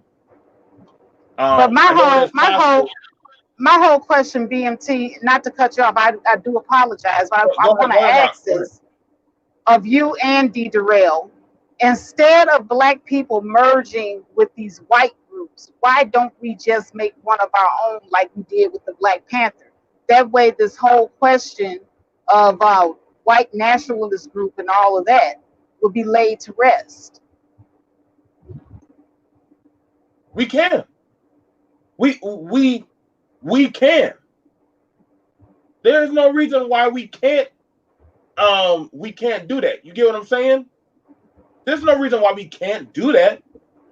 The thing about it is, do we want to do that? That's the difference. I mean, we honestly, we can do that. The question comes about, do we really want to do that? Are you willing to do that? Or are you feel comfortable enough to have other people do it for you? You know what I'm saying? That's just being honest. I'm not mad at no woman that joining up on no gun organization saying, oh, you need to lead that to being a man. Nah, fuck that. But if y'all men really want that power, go buy a gun and go out there and start patrolling your own goddamn street. I ain't got no smoke for no woman going out there and protecting her own goddamn. If she doggone pay for her doggone rent, she got the right to do it just like a man. Go ahead, baby. We're not in the 1960s. We're in the 1950s, baby. We in 2020. Equal opportunity. Everybody can get the smoke. So, and DERELL, I was going to ask you the same question. Yeah. So my answer to that, there are black, quote unquote, type militias. There's the new Black Panther Party. There's also, I know of the new Black Panther Party that is kind of like, that resembles a militia that kind of does this type of thing. They've posted up in certain spots and have done things in the community as far as voter registration, and they've also have done things in various cities where they fought off voter intimidation, where people where white supremacists were going in certain areas, trying to discourage and scare black people off from voting, and they would post up there to protect black people. But you see, that don't get the news. Also, the Huey P. Newton Gun Club, which is very popular in Texas, because Texas has some very lax laws on as far as carrying a gun. So you can basically do open carry. You can have your, as far as you being licensed to carry and so forth. They have laws that you can pretty much carry a gun any and everywhere for the most part. So I look at those two organizations as doing that type of work. And there are probably other ones that are probably less along, including the one that's getting the most play right now is the NFAC, which is they have their own thing going on. But there are small group pockets of little organizations. They may not be as large and as strong as others, but I mean there are black people joining clubs and organizations similar to that, and so forth. They're not a lot, but they are present, and so forth, particularly in the South. So I do think that for me, myself, um, I wouldn't join a club like the Proud Boys because I don't for me personally, through my experience, I don't like joining integrated organizations. That's just me. That's just me. And I'm not saying anybody else has to have the same mindset as me. I'm more comfortable joining clubs that are 100% black. That's just me. I don't get into anything of integration and so forth, because my history of that is that whenever I have gotten involved in stuff like that, racism and some other issue, power struggle manifested itself in that situation. So I've learned in my 42 years of life, I rather just, for better or worse, I'd rather stick with my own people and deal with whatever than dealing with foolishness from other people. That's just me. I agree. I do agree with you on that. But I want to go ahead and welcome to the stream Omega Courtney. What's up, sis? Hello, salute panel, salute Faye. Thank you so much again for having me back on the panel today. And I promised you an email yesterday. Things got very hectic in these YouTube streets, and I did not, but I'm sending it to you today. I'm literally finishing out a document right now, and then I'm going to send you an email because Sis Faith, your panels, your discussions, they're exactly what the type of conversations we need to be having. I'm a big student of Malcolm X, and the things that he spoke about in regards to media, they really get overlooked because a lot of focus gets put on, of course, his social activism and his race consciousness awareness. But he had so many just pertinent and on time points that discussed with media. Media talked all about controlling narratives and having quality conversation. And I just salute you, sis. You do it. You're doing it. And these, every time I listen, I say, well, I'm not gonna jump in. I'm enjoying listening so much. And then it gets going and I say, man, I gotta jump in. I gotta double dutch this. I gotta double dutch over here. I wanted to definitely bring up something that, I just wanted to mention this point, and then, like I said, I'll probably just go ahead back to the room and continue to listen because, that's really where I learned the most, just with the listening. But I wanted to talk to something in regards to the brother's point that was just speaking, in regards to the armed militias, and then to furthermore substantiate a point that BMT was making earlier in regards to women being a lot in these militias. So, okay, so I have a very recent story. First of all, I follow Grandmaster Jay's his live streams and whatnot. I do not know how to shoot, and I definitely know how to shoot an AR-15. So I'm not invited to join at this point. But I am, planning on learning. I am in Georgia. There is a small, armed militia organization that I'm going to start, myself and my two children. I have a daughter and a son that we're supposed to start training with. So I will be, learning, but I'm not as of yet. But I wanted to bring up something that just recently literally happened a couple of last week. So, I'm plugged into a couple of networks. Even though I also have a channel, my channel is more so about, faith-based and lifestyle influencer and that sort of thing. But I am very much an activist at heart. That's my legacy. That's my family's background. My grandmother was a mayor. Both of my parents were social workers. I was an elected official. I have a sister here in Atlanta that's a political strategist. That literally is our family's legacy.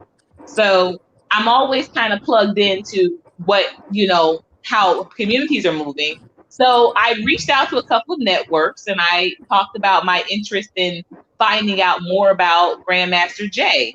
And can I tell you all, panel and chat, the people that responded to me privately, not publicly, privately, and told me don't get involved with that, it was a joke. I mean, all types of negative talk were all men. I cannot understand this. Here we finally have a man that is, literally putting a movement on his back, who is, talking the talk and walking the walk.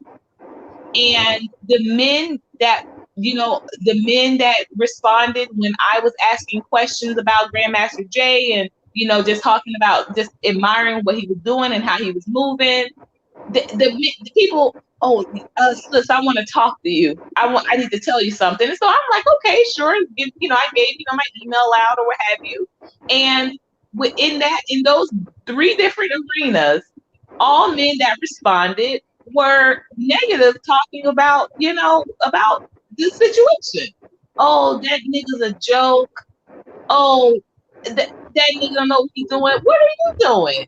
And I said, this is quintessentially our problem within our own communities. It's just like we can't even, properly give anybody kudos, build, support. And then to another point, I attended a couple of his live streams. They get really busy. Thousands of people are in those streams. And he always says, organize locally, because you all may not can reach me, but you can reach me by reaching out to one another. So I dropped my email all throughout those live streams, and nobody ever emails me back. We have got to, as a people, so 2 things need to stop happening. And I've resigned from my seat. I'm no longer an elected official. I moved back to Georgia, and this is where I plan on settling for the next 10 years or so before I retire to Africa indefinitely. But as a people, we want to give all of the licensing and the admiration and all of the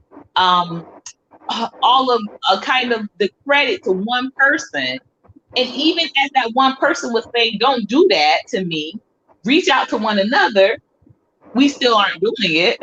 And then on the other side of that, the men talk bad about this man for whatever reason. A couple of them had different stories. The first man that told me, he said, oh, this guy cannot be really who he says he is, because if he was, he would be dead by now.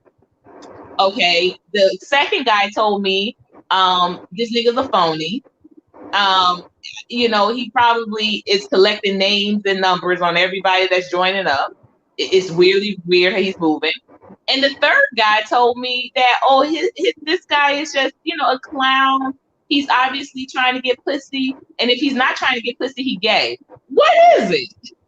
What is it? YouTube. But see, that's what I'm talking about. We are real quick to put our own down when we're trying to do something. And then quintessentially, this Faith, absolutely right. We put down each other. We put each other down. But here's the thing. I think I saw somebody do a video on his militia. I don't know. DERELL, was that you? Yeah, I did a video on him. Okay, yeah, I knew you probably did a video on him. If you wouldn't mind, drop your link, your channel link, or if it's your name, that's fine. Because I definitely want to follow through and support and go on the channel and take a look at the video and go on and support you on your channel as well. Yeah, I did a positive video on him. I thought I actually did a positive video because when I did the video, when I first heard of him, it was a lady by the name of that some of the people in here may be familiar with, but I had a female by the name of Deity that used to be a constant staple on my show. She actually was invited to join them and do content with them, and she wanted to leave the space to do that. So I didn't know anything about them until after the I guess what was the guy named Arbery or whatever um in Georgia, so to speak, that Ahmad went. Arbery. Yeah, Ahmad Amon Arbery. Aubrey, and Yeah. that's when I found out about him, and then I found out about they went to some little area, whatever, where they were marching and so forth. But then the thing that brought my attention to Jam to Master J was the fact of the response from white supremacists.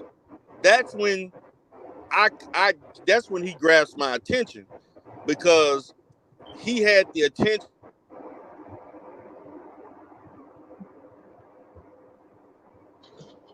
Uh-oh, is that me cutting out? Can you hear me? Okay, No, you now we cut out can. for a couple of Okay. seconds. Yeah, so he was criticized a lot. They were trying to minimize what he was doing.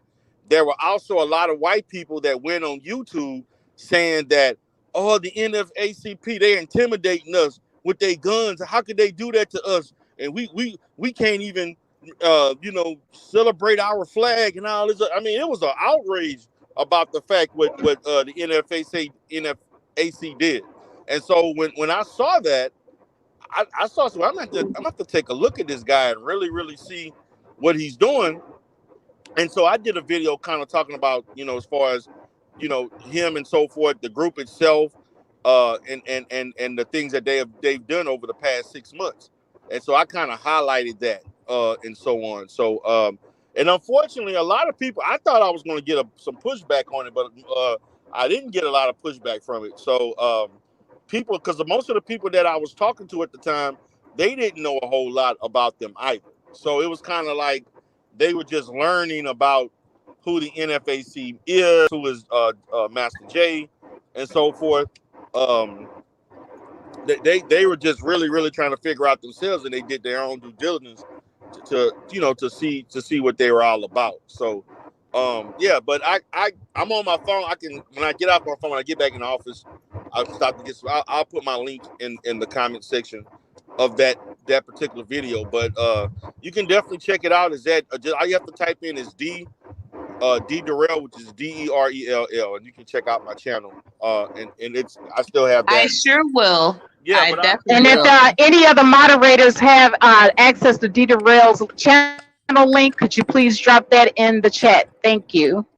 yeah, but I think that my whole thing is that I think that we do need to get behind them, and we need to financially support and so forth, because I never seen white supremacists coming at a black group like that. As far as they were studying, the guns they carry.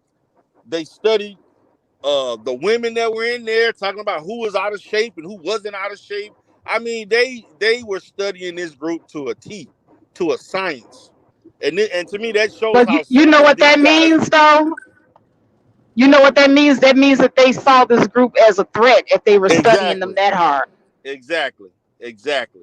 They saw him as a threat, and they saw him as a big threat. And I ain't never seen white people crying about we didn't have the right to do this and do that. I mean, you used to hearing black people complaining about, so there were white people acting like they had no rights. They were white people on YouTube acting like they had no rights, and that the NFAC was taking over, intimidating good white folks, and all this kind of this was the rhetoric I was hearing. So I'm like, wait a minute, I need to really see what he's doing, if he's putting that kind of fear into these people. And one thing I did like that he stated, he said, if anything go down, y'all gonna have to kill me. I'm not, you're not taking me away in handcuffs to kill me. You're gonna kill me trying to kill you. So Now, it Miss is what it J has is. a question for you. Ashayo. Miss J has a Ashayo. question. DeRell, she wants to know if anyone can join that group. Yeah, basically, they have the information that I have is that if you check out his if you check out his platform, there is some information, and he has a website. But also, whenever they do, you see, another thing I like about him, he's very strategic in the marches that he does. He's just not openly going to just go and go more. And he also detailed this in an interview, saying that I'm not just going to openly put myself out there to be exposed. I'm going to carefully, decide uh, who can march and all that kind of stuff, and things like that. But there is a way that you can have information with him to join the group. Also, and another thing that I like is that you also have to have proof and go through some type of exercise to show of your ability to handle that gun. You just can't come there with a gun dressed in black showing up, hey, I want to march. No. They have protocol that you have to show your ability to handle and be licensed to carry. Because one thing that he did talk about, and he highlighted this, was that before he does his marches and everything, he has all of that stuff cleared up and taken care with as far as the processing and paperwork with the city. That's why the white people in that area in Georgia was so upset, because the police didn't come there. They didn't do him anything in those marches because everything was already cleared with the city. Everything that he did was perfectly legal. He crossed his T's and dotted his I's. All they could do was complain because he took care of. He did it in a way in which he's not going to give them a reason to find something wrong. I'm going to make sure I take care of all of that first before I do anything. All right, cool. Also, shout out to Miss J. She just took her insurance license exam and she passed. So I want to say congratulations to her. Congratulations and join the team. I'm also a licensed insurance broker. But I did see that Grandmaster J video that the white supremacists did. And you know what, like you said, DERELL, they were just basically trying to make them out to be a joke. Yeah. They made fun of the men. They said the men were out of shape. They were talking about how they were holding their guns, and it was just so much to unpack with that. And I was just like, why are they going out of their way to say nothing but bad things about this organization, this black male organization? These men, they were, they even talked about their uniform. Yeah, they talked about everything. I was just like, to me, if you're in a group in an organization, usually you have a dress code. That's what I thought. Yeah, you have to dress. They wear boots. They wear all black and so on. You have to be dressed. And I think on his platform he kind of highlights that. And the fact of the matter is that, again, like I pointed out, you just can't come walking up there with a gun saying I want to come marching with you. Oh no. And I'll be honest with you, a lot of the NFAC is ex-military, to be honest with you. So this whole thing about them not knowing what they're doing, the U.S. government trained them. The U.S. Army trained, I'm going to say at least 75 to 80% of those people were ex-military, the women and the men. So I don't know where to get all that from. So, but you definitely saw the panic, the fact that, oh, wow, they showed up disciplined with guns. They followed the rules. They wasn't getting all emotional and, getting out, all over the place and, stuff like that. They held their own. Another thing I wanted to point out, that was a shootout that this is something the media would never tell you. When you look at the new Black Panther Party, it's not the old one, but it's the new Black Panther Party. They had a shootout with a motorcycle slash, I don't know what kind of criminal gang this was, and they actually won that shootout, and they actually overcame them in that. I think this was probably about maybe a year and a half to 2 years ago. They had a shootout with them, or they tried to intimidate them and so forth, and the police came in the situation, and surprisingly, nobody went to jail. Nothing happened. Basically, what the police did was they made everybody. They basically, because everybody, I guess, on both ends, they followed whatever rules as far as the open carry and so forth, and they just basically calmed the situation down and made both parties evacuate the premises. But I can't remember, but it was somewhere in the North Dallas area where these guys were going there. It was probably somewhere between 50 to 100 guys that were trying to intimidate black people. And the new Black Panther Party came in there and protected them from that. Heard nothing about that. Yeah, this actually happened. Man, I want to say this was probably I want to say a year and a half ago. It was at least a year and a half ago that this happened, and this happened in the Dallas area, and that never got any play on local or national news at all. But you know what? When black men are being heroes, when they're standing up for their communities and they are exerting powerful masculinity, just notice how the media tries to hide that or downplay it. Yeah, like nothing ever happened. But if it was something where we was killing each other or we didn't stole and did this or did some foolishness, that'll be paraded. That's why you can't go by. I mean, you can listen to the local and national news, but you have to understand it's going to be a bias towards us, no matter what. There's always going to be a bias towards us. But just like Omega Courtney stated, you know, we that have our platforms here on social media, that's what we're here for. And I think that more of us should find that story and ring the alarm on it. I mean, better late than never. Yeah, You yeah, said it was the new Black Panther Party. yeah. The new Black Panther Party. Do you remember back in 19? This was in the new Black Panther Party gained their notoriety back in the early to mid. I want to say the early mid '90s when that guy James Byrd from Jasper, Texas, was dragged by the police or some guys to death on the back of a pickup truck. They basically had him chained to the back of a truck and they drugged him to the police station or something like that. And the new Black Panther Party came in and took control of that situation to make sure that they didn't do that, and that his body, and that they basically were able to get possession of his body and so forth, to make sure that the processing and the due processing of what happened went through. But the new Black Panther Party, that was actually their first spotlight situation that they did that people gained a notice of them. But the new Black Panther Party in the state of Texas, they've been doing things for a long time. And so forth, but they just don't get the national publicity because of what they're doing. I mean, what I can say is this: the only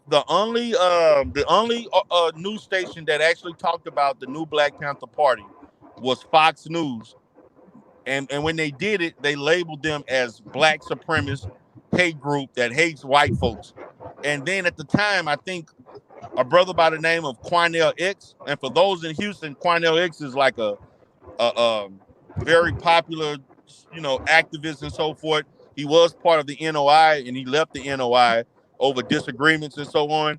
And he You went know out. what? Some of the best activists came from the NOI, and they always leave. Yeah. So Quinell came from the NOI, and then he left the NOI along with at the time Khalid. I know y'all remember Khalid Khalid Muhammad. Yeah, Yeah, Khalid Muhammad. I've seen him in person a few times. Yeah. They were associated with one another, and they both. Well, Khalid left first, and then Quinell left later on, and so on. Now, you know, I believe the NOI killed Khalid. You think so? Yeah, I really do. I hope. I mean, I don't know. I mean, to be honest with you, they could have, because the NOI is another group that got some. You got to understand, a lot of the guys in the NOI came from some rough backgrounds, and yes, they become disciplined with the religion and so forth, but they still ain't let go of that level of criminality that led them to prison. I mean, the NOI, and I appreciate them for reforming a lot of our black men, because they've done a great job, and addicts. They've done a great job of doing that. But the Yes, they do. NOI has a level of criminality in it, just like any other group. And so they got some rough ones. They may be in a suit and a bow tie, but they not shy about imposing their will on anybody. And that's the point I was making earlier, DERELL. Like, with any of these groups, you're going to have some people within the group that are on some shady business, and it kind of casts a shadow on the entire group. Yeah, because the NOI. I mean, my thing is that, but if you can look them up, and I may have to do some content on them, on the new Black Panther Party, and they have a website. You can check it out. You can join their group, and you got to go through some things. And now this is as far as that the new Black Panther Party is a male group. The Huey P. Newton Gun Club, men and women can join that. You can, I mean, they accept any and everybody that wanna, and they have their guns and everything. They meet up. They got their gun club. They practice self defense, educate you on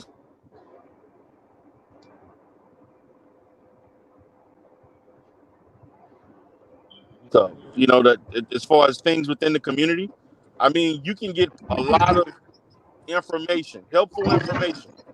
And I think that they're just not as publicized. They're just not, talked about as much. And I think that has to be up to us. If we're going to be somewhat in the black media, we're going to have to uplift those particular groups that don't get the play that others do to expose everybody to every aspect of our community. And I think that they're not um, advertised enough. They're not brought about enough. Yeah, I just wish that they were more nationwide. Like I wish they had an Arizona chapter. Yeah, I mean, because I'm gonna be honest with you, I'm actually thinking about joining the Huey P. Newton Gun Club.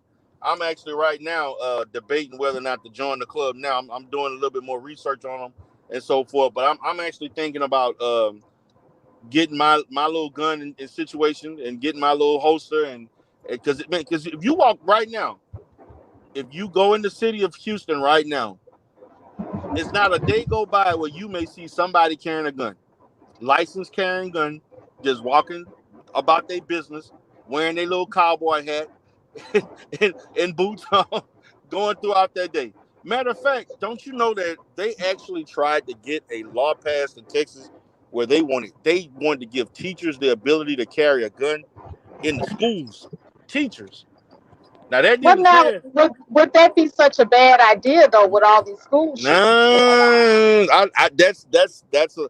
It's not in theory. It wouldn't be a bad idea, but these teachers are suspect also. These teachers, especially in the state of Texas, where we have a large percentage of white female teachers having sex with the kids. That's something I don't talk about. Also, that happens in the state of Texas, where you always hearing every month a teacher having sex with a 16-year-old, men and women, and it's mostly white women, young white women Mm, yeah, having them sex. white women are so predatory. Yeah, man. So I don't trust them. In theory, it sounds good. I don't trust these teachers. I don't trust them with our kids. I barely trust them to educate them. Better yet, having a gun in their hand. But where did BMT go? BMT, did you go to sleep? No, I'm just right here. I'm just letting you talk. Oh, okay. I was like, this is not like him to be this quiet. No, I'm just letting y'all So talk. did you have anything else to add? I'm sorry. About what?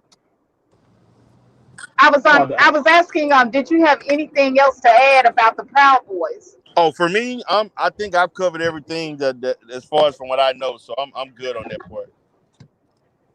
Okay. But yeah, I think that the Proud Boys, like I said, it consists of I would say a very racially diverse. It seems to be a racially diverse organization. At first when I thought it was collectively just overall a white nationalist group, I was kind of like you, I was suspicious of it. But when I see people that I know, people that I talk to every day, they're actually part of the group and I know how they are. I don't feel as bad about the organization as I did in the past. Just knowing this additional information just makes me feel a little bit better. Hmm. Wow. Well, I wanted to make a comment. I see Sassar once said that the kids, yes, some of the kids would definitely catch a bullet. And exactly, you know what happened? The teacher would do just like the police. I was afraid for my life, so I had to shoot an 8-year-old black boy. and then everybody being outraged. Now it's gonna be Black Kids Matter. Okay, I probably say for the most part, when it comes about for any for these groups, you're gonna see more gun groups start to show up, and I'm curious. I want to see I want to see how long they're gonna last. Um, that's always what I always ask. Like, let's see how long they last, and then I'll make my assessment. Like, um, we've been keeping watchful eye of these people for a while, and I have my words and things about certain people. But like I said, I'm gonna say that for another day. Um, but yeah, I'm gonna see how long they're gonna last. They were on Stone Mountain area. I mean, who didn't know that they were up there? But we're gonna just see. You know what I'm saying? If people want to join up with them, I encourage. Hey, Yeah, and go. that's what I would say too. So I encourage people go ahead and join them. I would say that we. Oh. Yeah, I'm listening. I'm listening. No, I would just say that we have to wait and see and check these groups out. Like DERELL went and he did the research.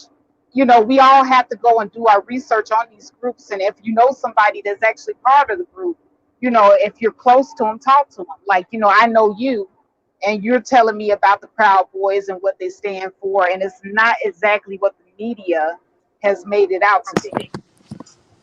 Right. Like I said, I'm not gonna never tell somebody what group to join and not join. Like I said, that's not my cause or my plight. My main thing is about this. Like, hey, like we'll see when the time comes. If we're gonna be friend or foe. You know what I'm saying? Bullets don't got a race. All I know is whoever pays the highest dollar at that time. So we're gonna see how it plays out. For Absolutely. right, it's gonna that's honestly the whole gist of everything. And people can be hired at a dime. So it's gonna come down to that. Just like any group can be corrupted, and I'm gonna wait 2 or 3 years, then we can really come back to this conversation and then have it. You know what I'm saying? And that's just um that's what I want to Now, see. Miss J does make an interesting statement, and I like for both you and D to Oh, see, I didn't want to put that out there, Miss J. I didn't want to put that out there, but yeah, I'm not sure people notice that there are white people and transformers walking amongst them. But hey, I know it's in my group, but I'm fine with that. But like I said, y'all gonna learn when it comes to being a soldier. It's a very tricky thing. It's a very tricky thing. They're open, Miss J. Oh, trust and believe. They're very open to a lot of things. They're open to a lot. Like I said, welcome to the life of being a merc. So we're gonna find out. We're gonna find out. I'm not I'm not joining no group where I call somebody grandmaster. I ain't call nobody no fucking. But I'm gonna say Okay, now I might cut out for a few seconds, y'all. So just keep the conversation flowing. Okay. that's fine. It's only going to be for a few minutes. Okay, but I will say that I do encourage, alongside what DERELL is saying, that people go. If you don't like the system now, then form your own system. I 120% agree. Um, there's no better form of independence than that. I think that's honestly going to help a lot of people. And it's not easy. It's not easy because then now you have to be accountable for your own, and actually have to self-govern your own self. And I don't think a lot of people want to do that. That's just my thought process on that. I'm not sure how DERELL feels about that, but I don't think a lot I of agree. people. I feel like there's a lot more pressure um, on somebody when they actually have to self-govern themselves. Um, but um, ultimately, we'll see where it leads up to. Do you think about you joining the Huey P. Newton Gun Club, which I think that's a pretty good idea. I strongly Yeah. encourage a lot of. I encourage black gun ownership in general. I encourage a lot of black gun ownership in general, because then that way the onus is on you. Um, do you think people are at that mental capacity to be at that type of weight or that level? Because then that would mean I am my brother's keeper. It's now being called into play. Well, at this moment, I think there's a lot to be desired, but we got to start somewhere. Okay. You got to start. I mean, right now, I don't think we're at that place, but we have to at least plant the seeds, Right. and hopefully, throughout time, we can gradually get better at. No, I agree with that wholeheartedly. For the fact that and I wanted to say that let me tell you why we're going to start having a buckling of a shift of issues. Uh, we I think we downplay our own people too much for my own liking. Yes, we do. Uh, and when you do that, people tend to grow resentment. We start to actually join up where other places where they feel like they can get in, where they can fit in, um, and it gets pretty nasty. Yeah. Um, hate is a powerful influencer, and I know some people saying, "Well, I don't get what you're talking about." I mean, I'm trying to let you know. You can look around at social media right now and look how a lot of people think of their own fellow black. And literally, they'll say that they are a special group of people. They would have no problem blowing your brain out. Literally, they think that you are some part of a bothersome nuisance. So these are things you got to ask yourself a question. That But literally that is turn it it. possible?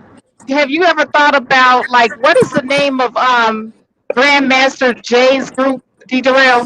The not NFAC. fucking around crew Yeah, community. let that set in. The Let NF that set in. the NFC. So like what if BMT you started a chapter of the NFC No, out there no, in South Carolina? no. But BMT, No? you fit the commonality with most groups. They are ex-military. I do. I do. I do. I knew about them long ago. I knew about people like them long ago. So I mean, I get it. Like I said, I'm not mad about it. Like I'm one of the very few content creators that I get teased about having guns on my channel. Like I get teased about that. I get people calling me up saying, "Oh my God, like you got these kids around guns and stuff," and I'm like, "Don't you like?" My kids ain't afraid to see no gun on no table. Like you get out of here. Like, I mean, mine's is mine. I got videos of me taking my kids out to shoot and all that. Like mine ain't afraid to see no gun. Most black people they'll claim a city or area, but minute a gun pop off, they freak out. You know what I'm saying? I encourage have a date night where y'all go to the gun range. I'm the one that have these conversations. Instead of y'all go straight to the apartment, go do something different. You know what I'm saying? I would tell DERELL like if he would have called me up right now, I can promise y'all. If y'all want to test BMT right now, I can literally find y'all wherever state you in. I can find you the nearest gun in your state. That's how connected I am. That's the world that I live in. But the thing about it is, black people don't call me. White people, brown people call me. I'm not trying to say I'm sorry, but I'm now about the dollar, and we got to be real that our people are reactive. We're not proactive. We're reactive. We wait for things to happen instead of us just say, you know what, let's learn from history to actually just be on our toes. When I remember when I was talking about COVID, everybody was saying I was crazy. Now we here. Oh shit. What do we do now? Oh, no, nigga. Stop. When we wanted to have this conversation, nobody wanted to have it. So it's kind of like, we can, I want to see us actually build and do better. But I don't want us to have to wait till one of us dies. Why does it always gotta be when one of us dies? Then we gotta go get a gun. Like, I'm happy. Shout out to DERELL. He said, I don't want him to just think about joining. I want him to say, babe, I'm gonna actually join. You know what I'm saying? Like, it's gonna be different because you gotta have that talk with his family about having guns in the house, and then after that he's gonna say, okay, so we need to start learning. And you gotta understand, some people in your house are not gonna be comfortable with shooting that gun. There's a psychology to pulling the trigger. There's a psychology to pulling that trigger. So now you have to psychologically, but just because somebody part of the military don't mean they bought that life. There's a reason why people who are in the streets, they have to get high or take their mind off of what they're going to do. So when they shoot the gun, they'll say, fuck you, nigga, because they stop associating that person as a human being. So it doesn't feel bad. When you say nigga, you're not associating that person as a human being. You're de-associating them as less than. See, there's a psychology to everything. That's why I said this perception, when you're saying you're willing to protect, you got to ask yourself, are you willing to die for what you believe in? See, when y'all want to have that conversation, I'll be here. I'll never forget when my son first started gun. But see, that's the question. That's the question right there, BMT, because there's not a lot of people that's willing to die for what they believe in. Then you know what? Best thing you can do, just like DERELL said, support. You know what? I'm not about shooting no gun, but guys, I don't mind helping y'all by organizing, getting our information. Maybe I could put together helping y'all get some uniforms. Maybe I can help out with food and water. There's different ways you can help and fight. You damn right. Shit, hey, man, I'm good where I'm at. I've been here for goddamn 13 plus years. I'm good where I'm at. But now let me ask you, what does the Proud Boy organization do for you, BMT? What did it do for me? Why are you so loyal to the organization? Because of my brotherhood. My brotherhood that we got. I know that when things get rough, we're here. I know when stuff needs to be done, they're here. I've seen them at the school. I've seen them in the community. I see them when we go to birthday parties and stuff. I'm loyal to those who are loyal to me. So I'm loyal to them. Show me where y'all be at, man. So you gotta understand that you're loyal to your set. That's like telling somebody you're gonna stop being a Crip and join Grandmaster Jay. They're gonna be like, man, fuck you. I'm staying with my group. People are gonna stay loyal to those who are loyal to them. So go ask the people that are part of different gangs and different affiliates. Try getting somebody to leave from their church and go join another church. Good luck with that. You know how they get. Oh no, I can't leave this church. I've been part of this church for 20 years. Yeah, true. So so those of us when we show up to the VA, VFW, how many people were in the chat when I was doggone doing videos about my friend who blew out his brain? I didn't see black people show up and speak in comfort with me. That was one of my brothers who lives in my community. And I shed tears for him on my show. So there's different affiliations of loyalty that we have for our people.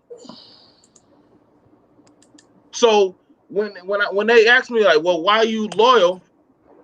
When you're loyal, different people have different affiliations of loyalty towards their sisterhood, their brotherhood, their group. I mean, blacks have been loyal to the goddamn church for how long now? Why ain't y'all break off from the church yet? You know, I'm loyal to these men, and yeah, I get it, we're intermingled. I agree. But when it comes to doggone my loyalty of doing things for the black grassroots movement, oh, I have definitely been tried and true for black schools, black community, and those be the least what. But out here about the protection piece. I love that when it's time to talk about protection. What can you do as a man for us? Hold up. Now, B.M.T, Miss J is asking you a question. She wants to know, are there a lot of Black Proud boys? Yes, there are a lot of Black Proud boys. There's a lot of Black Proud boys. They're part of fraternity units. They're part of the Masons. There's a lot of Proud Boys units that literally do a lot of in-house things in the black community that go without no praise, no type of pat on the back. They just do it. Again, so go ahead. Mm-hmm. No, go ahead, finish. I'm just saying that there's a lot. I get the white boys get a lot of coverage. They'll get a lot of coverage for this shit. But let a black man go ahead, just like DERELL said, do some stuff and do some stuff or defend his community. Man, it will go unnoticed, unchecked. Nobody will give a shit. Well, that's what you're supposed to do. No, nigga, I don't have to do this. I choose to do this. I chose to go out there and put my life on the line. Yeah, Miss J, Nick Taylor is also a Proud Boy. I don't know if you know who Nick Taylor is, but he also, he's on YouTube sometimes. You'll see him on O'Shea's channel or over there with Super Sly. Yeah, and I don't want y'all to think I'm cutting up at anybody. I'm just very passionate about this because this is not who I pretend to be. This is who I am. Like I've done stuff like you would honestly say, and you don't have to be a soldier to be a Proud Boy. You just gotta be somebody willing to stand in the line to defend or do for your community. We got a lot. I mean, yeah, you got a good bit that are ex-military. I'm going to email you the Superior Health thing so you can go, because that's three. They got the Medicaid thing, then they got the Superior Health, and then you got the Ambetter one. Yeah. Okay, so you, like I said, you got a lot of different groups out there. That's like you got, like I said, I know a lot of dudes who are part of groups or cliques that are gang members. But if you show up in their set or their city, they'll smoke if you're on their block. But that's their AO. So now, if somebody were to ask you point blank, is this a white nationalist group, a white supremacist group? What would you tell them? No, not. No. No. Okay. No. I don't know why we're going by Wikipedia. Shit. Wikipedia. No. Because then I'll be like, well, let's look at the Black Panthers. A lot of the Black Panther earlier founders, they were ex-military and they were defending their community. So I call them supremacists. No, they're for their community. Okay. Now I do want to introduce Elise, the snake charmer, to the panel. What's going on, sis? Hey, Faith. Can you hear me first and foremost? Yeah, we can hear you. Okay, good. Because I'm on my iPad. I'm going to put my headphones in. Hey, BMT. Hey, DERELL. Y'all are some of my favorite people on YouTube. What's up? What's up? What's going on? I'm just listening. I definitely, I'll say this.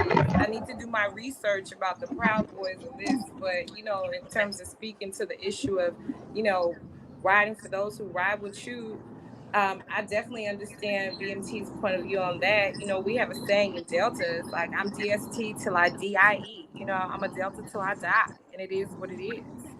So, you know, you got to do what you see fit for yourself. I mean, I'm going to, like I said, check up on it, because y'all know I like to check up on stuff. Right. You silly. So it's a great stream. It's a great conversation. It's a lot of follow ups. I feel like this is a real loaded stream, Faith. I really came up to say that it's a lot of information, articles shared. I mean, come on, it's a lot to digest. And that's what we normally try to do here.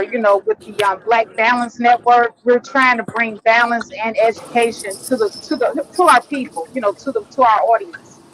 And I know there's a lot of other groups out there that's doing it, but we want to do it on such a level where we're bringing a variety of topics that is tailored towards our interests. And our interests alone.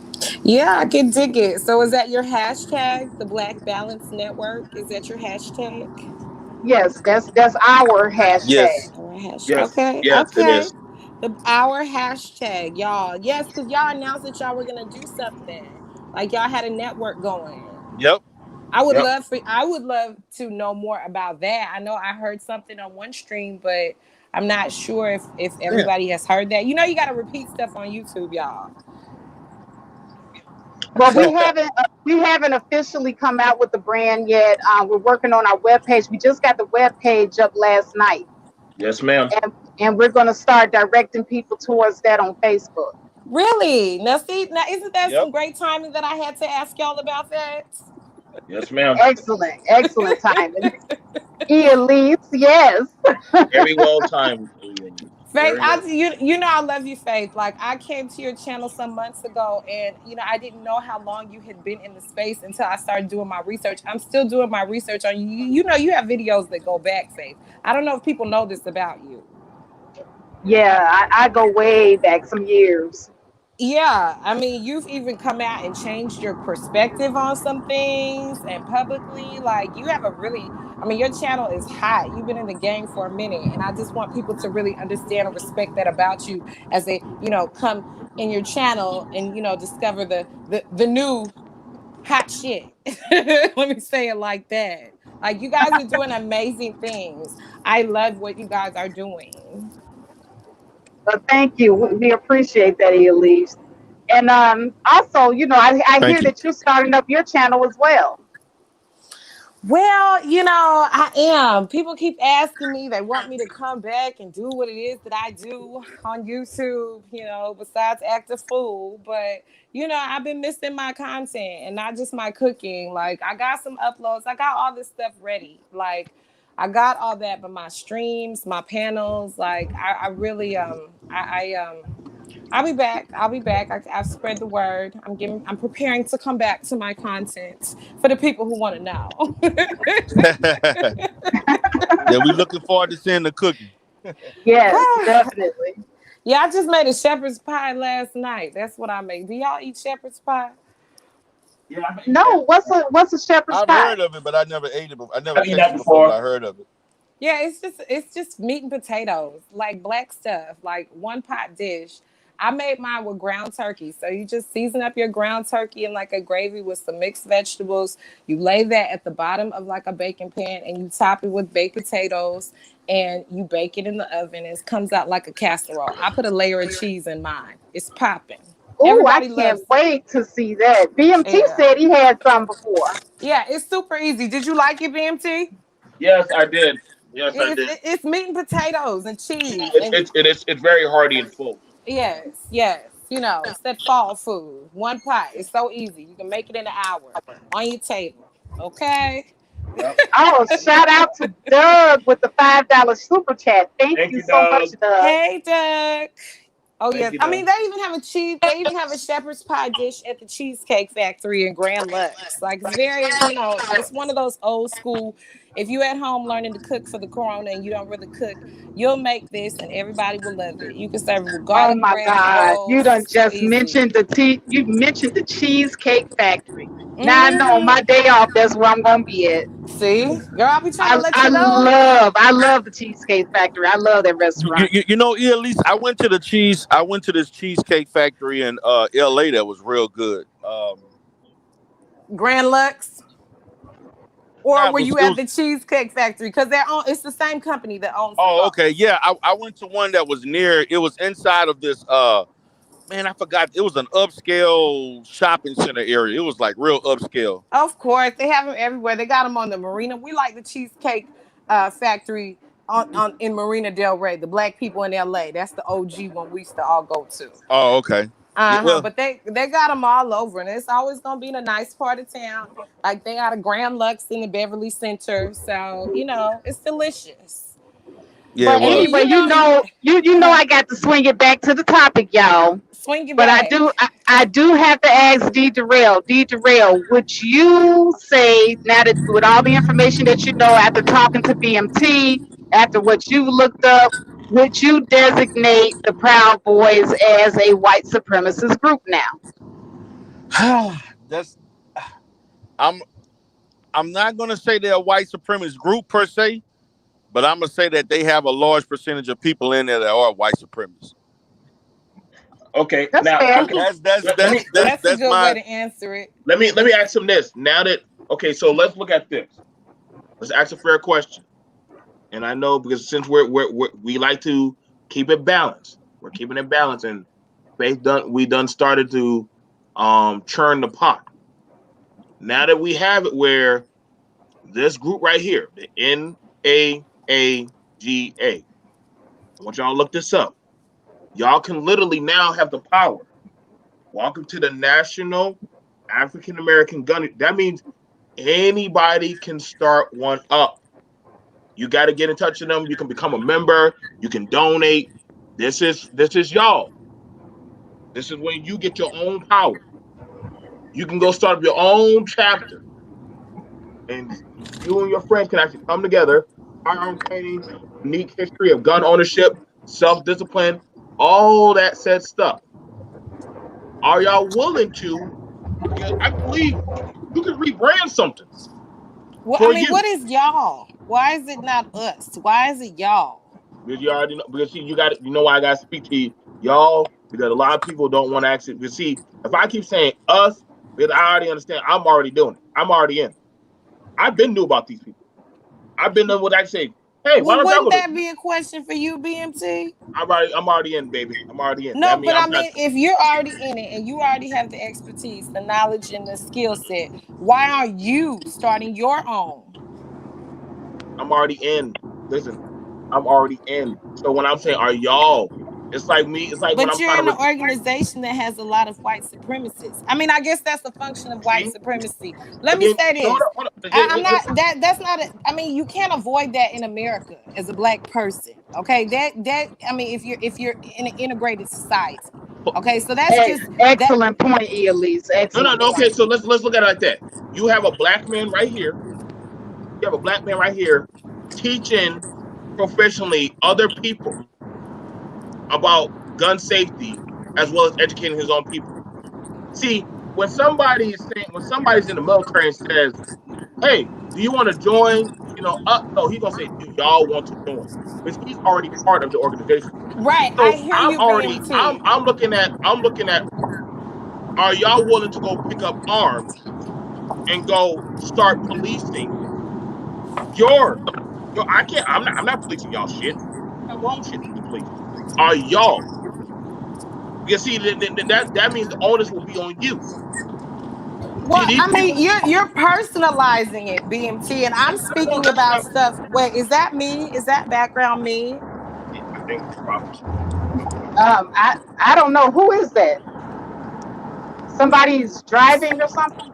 I'm at Oh, I'm sorry, home. that's me. Give me a second. Okay, so you, okay, you we want you want us you want me to say us. No. I want to take a pause and deconstruct that you're speaking about stuff from a personal, what you are doing in your life, in your community, living by your standards, by your principles. I'm speaking about stuff on a macro level of white supremacy. And I think that that's where the conversation is the dissent is coming from. Because I hear DERELL saying the same thing. We're just saying it in two different ways. So y'all focused on white supremacy for the purpose of this conversation.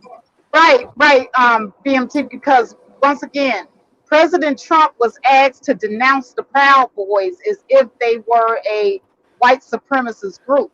So now that you've come out and explained what the Proud Boys is, so we're trying to figure out overall, should Black people be looking at this as a white supremacist group anymore? Wait, let me say it like this, BMT. Now that you're coming out here, because I know you wear a tinfoil hat. Now that you're coming out here and doing the Black man's PR for the Proud Boys, okay? We could take that back to what DERELL was saying about the way that white nationalists and racists infiltrate through strategic use of Black people. Like, these are all possibilities of what could be happening. Okay, then I will say to them, stay your ass out. Stay your ass out. Keep doing what you're doing. Godspeed. That's all. Like, well, BMT, I gotta ask you a question. It seems like you have an unwillingness to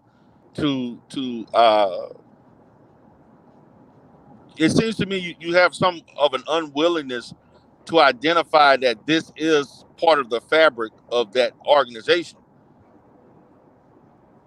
The Proud Boys. Huh? The Proud Boys. Right. I mean, could it be maybe you're overlooking? Yes, the Proud Boys. Exactly. That it seems to me that you're unwilling to say, "Hey, we have some white supremacists in the group." But I already said that. Like, literally, actually, an hour and 13 minutes in, I already said there are people that actually go off and do their own things. Like, there are alternate. See, I've already said that. I mean, so that falls in line with me saying, overall, do I feel like they're not a white supremacist group? I'm not saying they're a white supremacist group, but they seem to have a lot of white supremacists in that actually join the group in itself. Okay, so we'll go. So I'll agree. Yeah. So after that, so then now what? So now that we agree that they got a white supremacy group, I'm already part of my militia of group. I ain't never said I'm going to join the NFSC. I'm never going to join any other groups. Like, I'm not joining on those groups. They're not paying me. They're not giving me money or anything like that. So. Wait a minute. The Proud Boys are paying you? Oh, hell yeah. What? I made $1,500 just last week. Wait a minute. Hold on, BMT. Now, BMT. I was on your side. Wait a minute, BMT. Wait. Now you making your whole argument suspect now. Hold on, BMT. Now, see, I can't roll with you now. I was trying to roll with you. Hold on, wait a minute. BMT. I mean, I'm all good with who I am. You getting paid? I know you getting BMT. You kill your whole argument, BMT. If you getting paid, you for hire, right? So that means you have no argument on this. Then you're gonna go in line with who paying you. No, not really. Oh, but that's what you're doing. Come on, man. I mean, y'all got money. It's not about the money, man. I mean, obviously it must be for you, but we're not discussing. We're not basing our rhetoric or our opinion based on who paying us. So wait. Hold on. Let me get this straight. We're talking about just doing things for the community. We're not talking about I gotta get paid a certain amount of money. Does anybody have Nick Taylor's email? Because I sure would love to have his perspective on this. I'm about to ask Nick Taylor about this. I got Nick Taylor's email, and Nick Taylor would say, "Yeah, he's a Proud Boy." Be funny. I want to know if Nick Taylor getting paid. That's what I want to know. Yeah. Can you, if you could get a hold of him, I would love to talk to him about this too, because I would really like to grill him on this. But Nick Taylor doesn't sell firearms. I do. So I mean, Nick Taylor, BMT, what are you paid to do? Security. Oh, I got a Black Studies joke. The spook that sat by the door. You see what's going on? Do you see what's going on? Okay. Wow. I cannot believe it. Okay. So wait. Hold on. Let me get this straight. Y'all will believe the NFAC. No. No. I listened to y'all for the NFAC. And I'm looking at your avatar, and I'm having a moment. They showed up. Oh, no. Hold on. The NFAC just showed up. Mysteriously. No website. They can't tell you. No, they did. No, they didn't. No, BMT. They did not mysteriously show up. They had. Where's okay, let me ask you a question. Where's the NFAC base of location?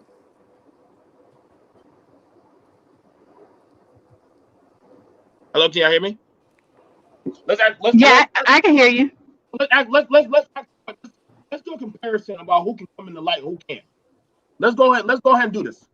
Let's go ahead and do this one because we just did the Black Lives Matter one, right, Faith? We just did that, right? So right. let's go ahead and since we like y'all definitely got my attention. Let's go ahead and do this. Where's the NFAC base of location? I don't know. I don't know. Whoa. What y'all was saying? Oh man, we should join. Now, I didn't say that. Hold on now. I can tell you play by play where the NAGA group chapters are at. There's one in Charleston right now. I said I'm gonna check up on it because I check up on stuff. Okay, so y'all were crazy. Where did DERELL go? DERELL disappeared. Maybe he laughed. That's what happened to me the first time. I was laughing so hard, I dropped the thing.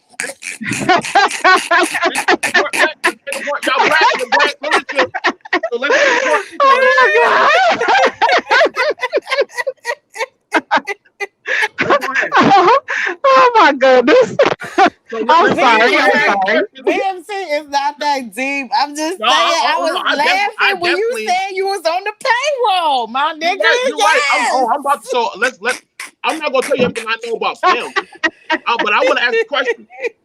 So those people that are part of NFAC, who are the lieutenants or over those chapters? I don't know. And look, I do believe Black people should be compensated for their time involvement in organizations. Now we talking about money. Now you want to get paid, huh? No, I'm saying that because I've been in a sorority for almost 20 years and I've been involved with the Black church and I've been in business, time is money. And a lot of our Black organizations, they rely heavily on people's time and they're very stingy with the money. But it's still a fine line. So wait. Okay? Don't Black organizations be taking money and using that money?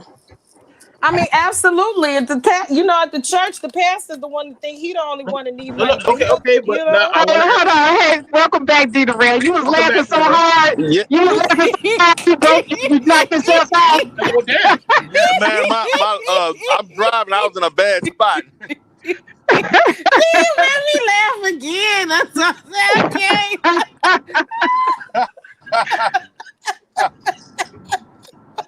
I said this tea is hot on the Faith Jones channel. Now this the inside track, okay? What I'm trying to say is, okay, I was with you, BMT. You know I was with you. No, I'm fine. Well, I'm just saying, man. That sounds suspect. So y'all got it where the white supremacy, which is, that's fine. I get it that we're on the white supremacy. So who's gonna run out the? So let me ask you, who's running out the yummies of the community? What does this have to do with? Wait, no, BMT. We talking about the fact that you're getting paid. Yeah, I am. Listen. Let me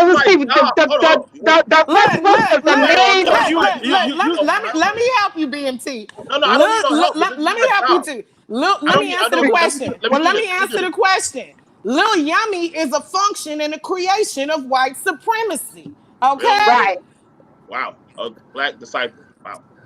Okay, so let me ask the question on this one. My job is to sell ammo and firearms. That there's no white man that made me do that. Me and a few other guys You overseas. ain't have to make you, but you accepting that money. Because they buy from me? I'm doing business. You said that wait a minute. You said that they are paying you to be in this group, I got and you said security. Different You saying militias, that different militias, different groups have been paying and been buying from me. I've been on different channels, surplusing, doing trades, MREs, resources, and different other stuff. There are different groups that do this. I got a question. Okay, hold on. I got a question real quick for you, BMT.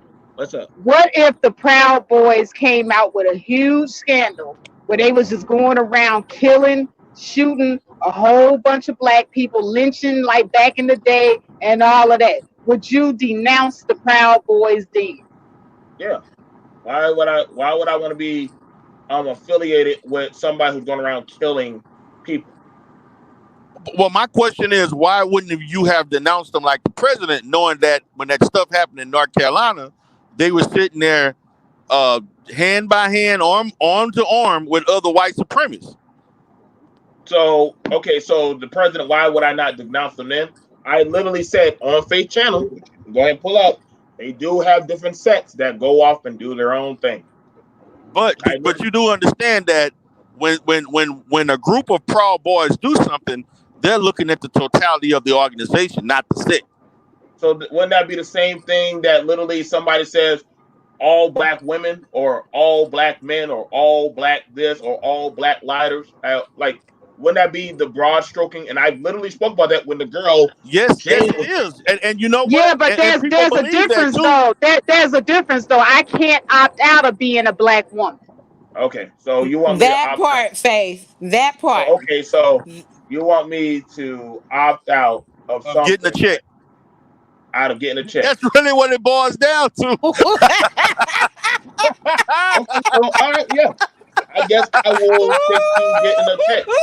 Hey, you get us a check, man. Hey, man. Hey, I'm not hating you for it. I just want the truth. Listen, I don't lie on what I do. I don't gotta lie about it. BMT, they all gonna laugh at you.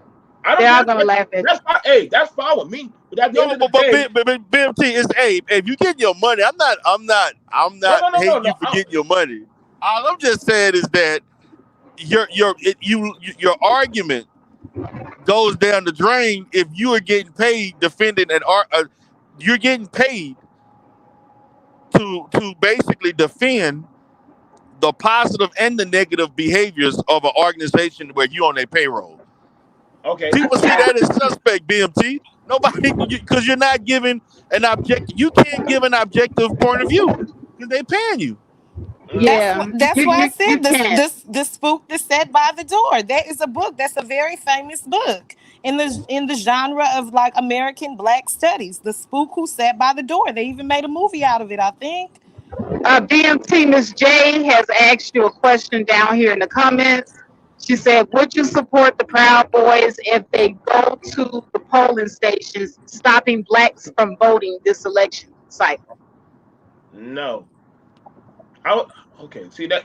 Then there goes that extreme shit that be annoying the fuck out of me right there. Yeah, but what they did in North Carolina was extreme. Shit. That's that damn back in the day rhetoric talk. Like, I mean, damn, ain't nobody stopping no blacks from voting. Like, yeah, y'all. But BMT, what did they do in North Carolina?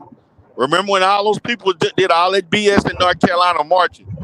A lot of those people were actually Proud Boy members. Whoa! You said no, those people were Proud Boys. Where's your proof? Yeah, because that was according to the Southern Poverty Law Center. One of the first articles that they cited was the fact that they were supporting and they were there marching with other white supremacists in that situation that happened in North Carolina. Okay. So I got issue to that, but I mean, I'm just saying. No. That's fine. That's fine. What you're saying, I have no qualms if that's what you believe. Like I No, was like, that's what was reported. That was reported nationally and by the Southern okay, Poverty Law Center.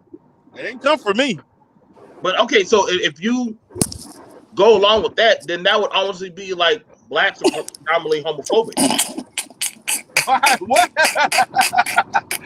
But I mean, we can. BMT, you know I got love for you in these YouTube streets. You know this. Like, you know that we have a good business working relationship on and off the scenes. You know this. But as I'm talking to you, I'm looking at your avatar and it's like a Sambo and $1. Come on, man. Come on.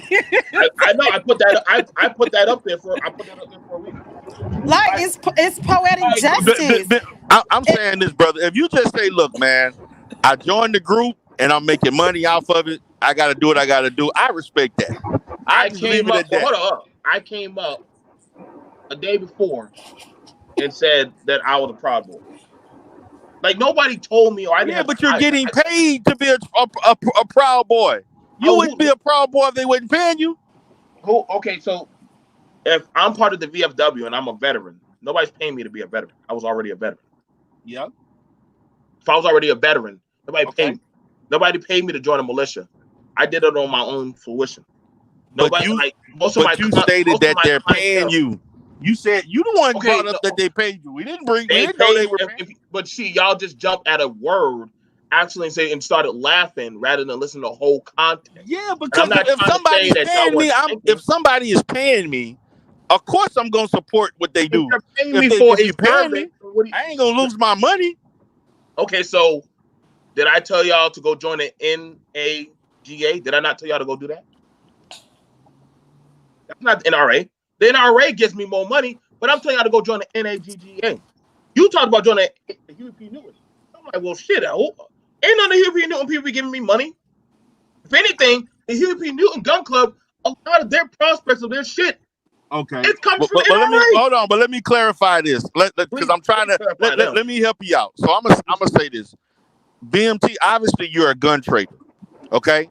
So my thing is that part of what you do is that you join these organizations because there is an economic value with you networking to sell guns.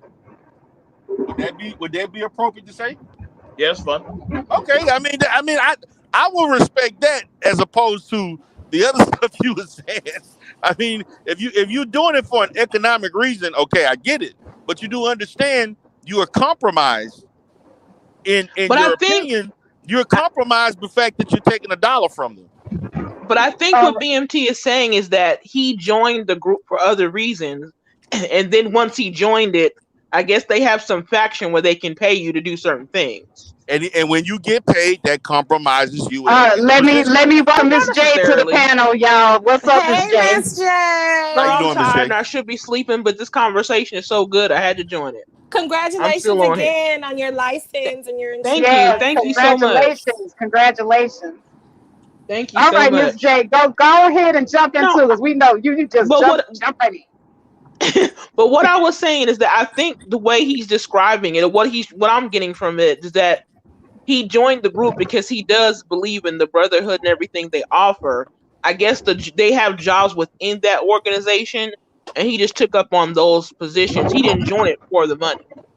There is a difference. There is. There absolutely is.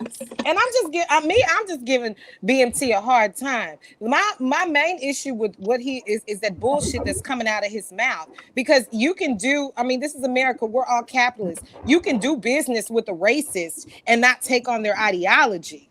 Okay. Right, but I'm saying it sounds like he's a true believer of the Proud Boys ethos.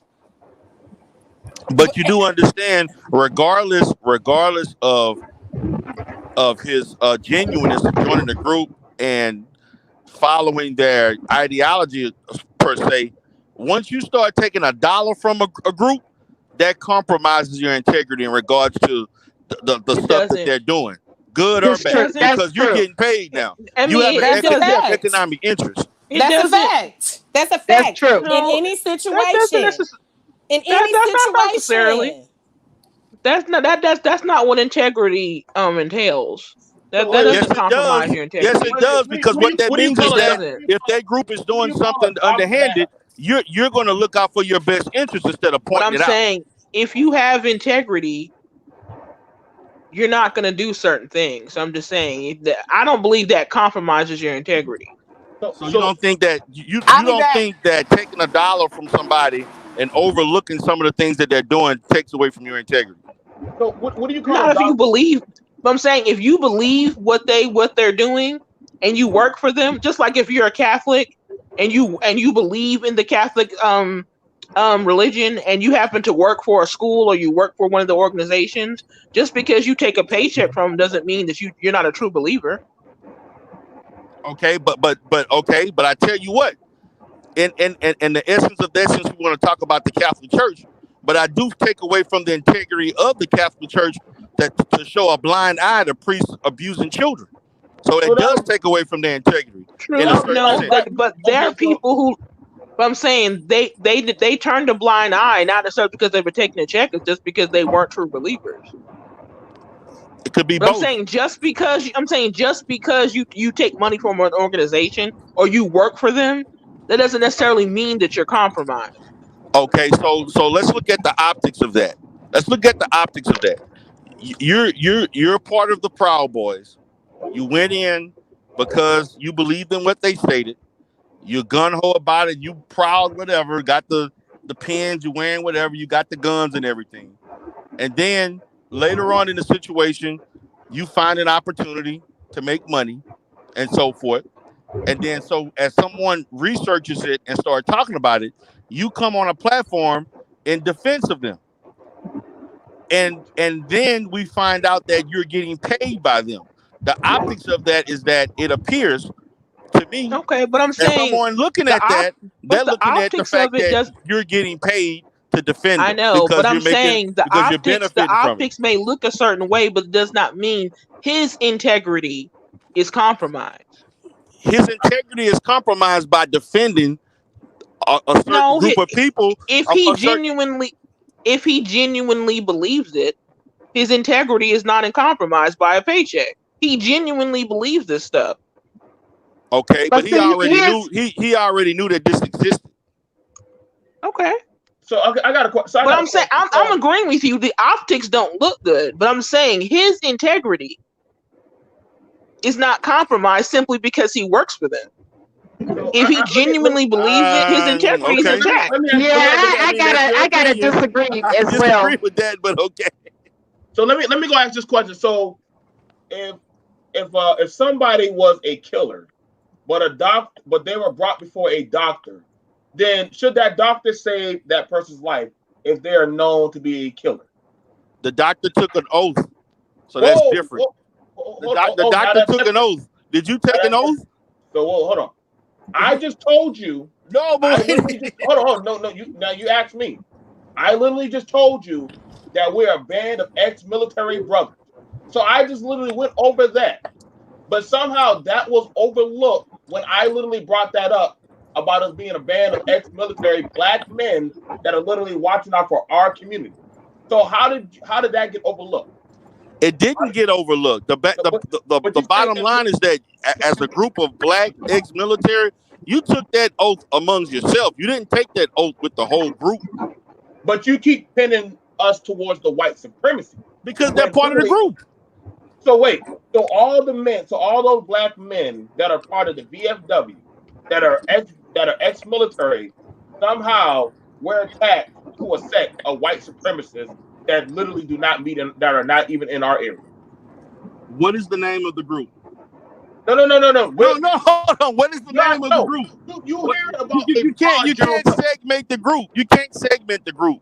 The group is what the group is. The group is made up of a lot of different factions, and part of that makes up the group. Okay, so Right. let me ask you this question. What do you call black people that are part of the church? Huh? What do you call black people part of the church? They're the flock. No, whoa. What about the church? So why are black people part of the church? Why are they part of the church? They there to worship. No. Yeah. Hold on. Let's look at that. Y'all joined a religion that beat you, enslaved you, raped you, and then told you that literally that it was ordained by God to follow this certain type of mindset. Hold on. We're looking at Wait a the minute. church. Where you get this from, Hold BMT? on, no. No, I think what he's saying is you can't judge an entire group by just because some of them do bad things. The church people and members of the church have done some horrific things. So Yeah, I agree with So that as well. just because you So join that religion doesn't mean you're responsible for what someone else has done. And yeah, But that you is a know valid what? point. But you are right about that. But you do know, you know what?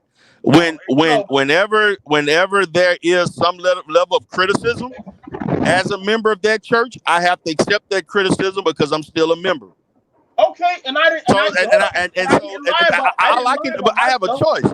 I have a choice. Either I can stop becoming a member, or I can continue to accept the criticism by being a member, being a part of it. So my thing is that he has to accept the criticism because he's still a part of it. Okay, I'm fine with that.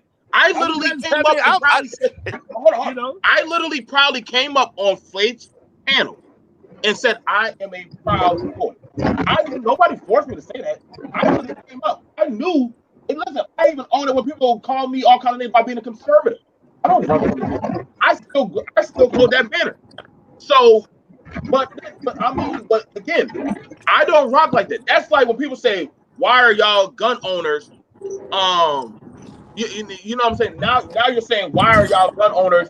You know how black people are with guns, and I'm like, no, black people go get guns, go defend your own area.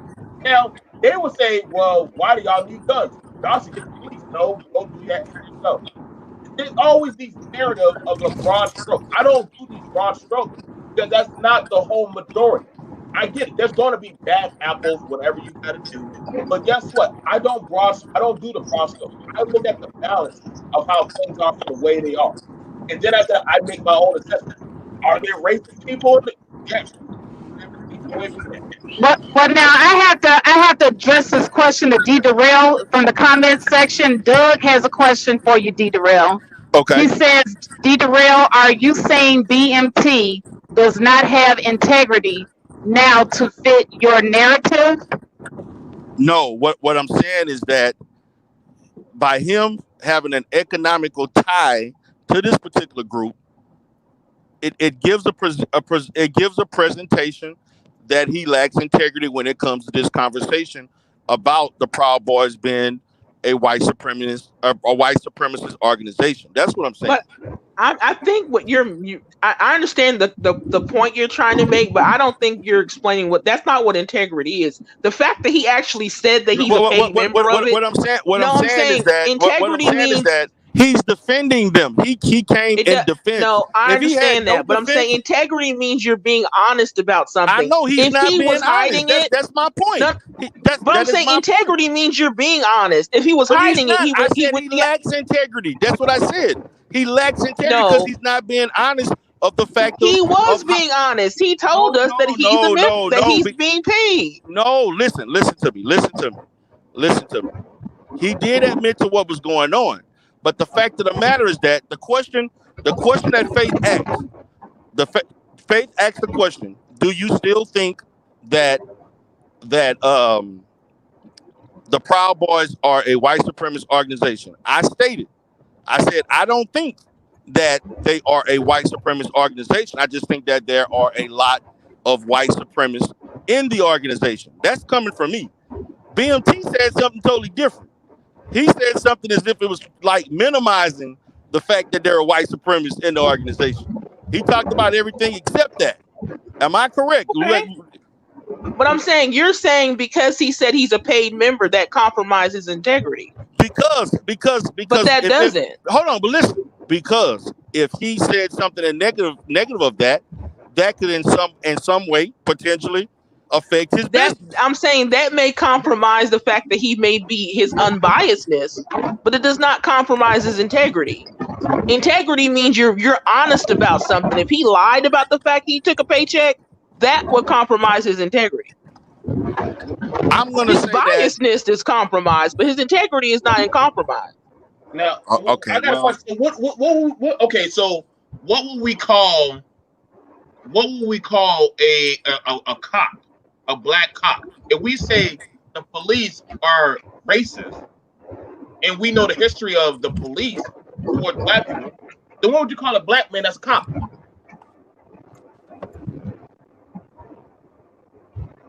He's compromised. He's biased. And they are compromised. But that's not.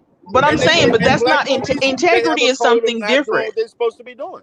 They have a code. But I'm saying, what about the black police officers that are on the police force and they say nothing when they see police brutality? Exactly. That would make them a cop. And that would be an issue, Faith. That would be an issue. Right. That they're compromised because they're being paid by the police force. But see, no, Faith, it's not because they're being paid, though. I'm saying the behavior is being paid is not the problem. It's how you act overall. Well, I'm saying you can be a police officer, you get a paycheck from the cops, and you still go ahead and report cops who are corrupt. But they don't do the that. fact that you got a paycheck, but they don't do that though. They I really understand don't. that, but I'm saying. But see, but I'm just saying, if we wanted to talk about true, the genuineness of this, BMT would have done content on this.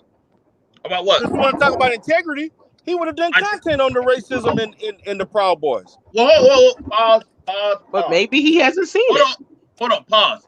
Because, I mean, if they're accepting black people now, they can't exactly be a white supremacist group. That's the whole point of being white supremacist is you're white only. They were.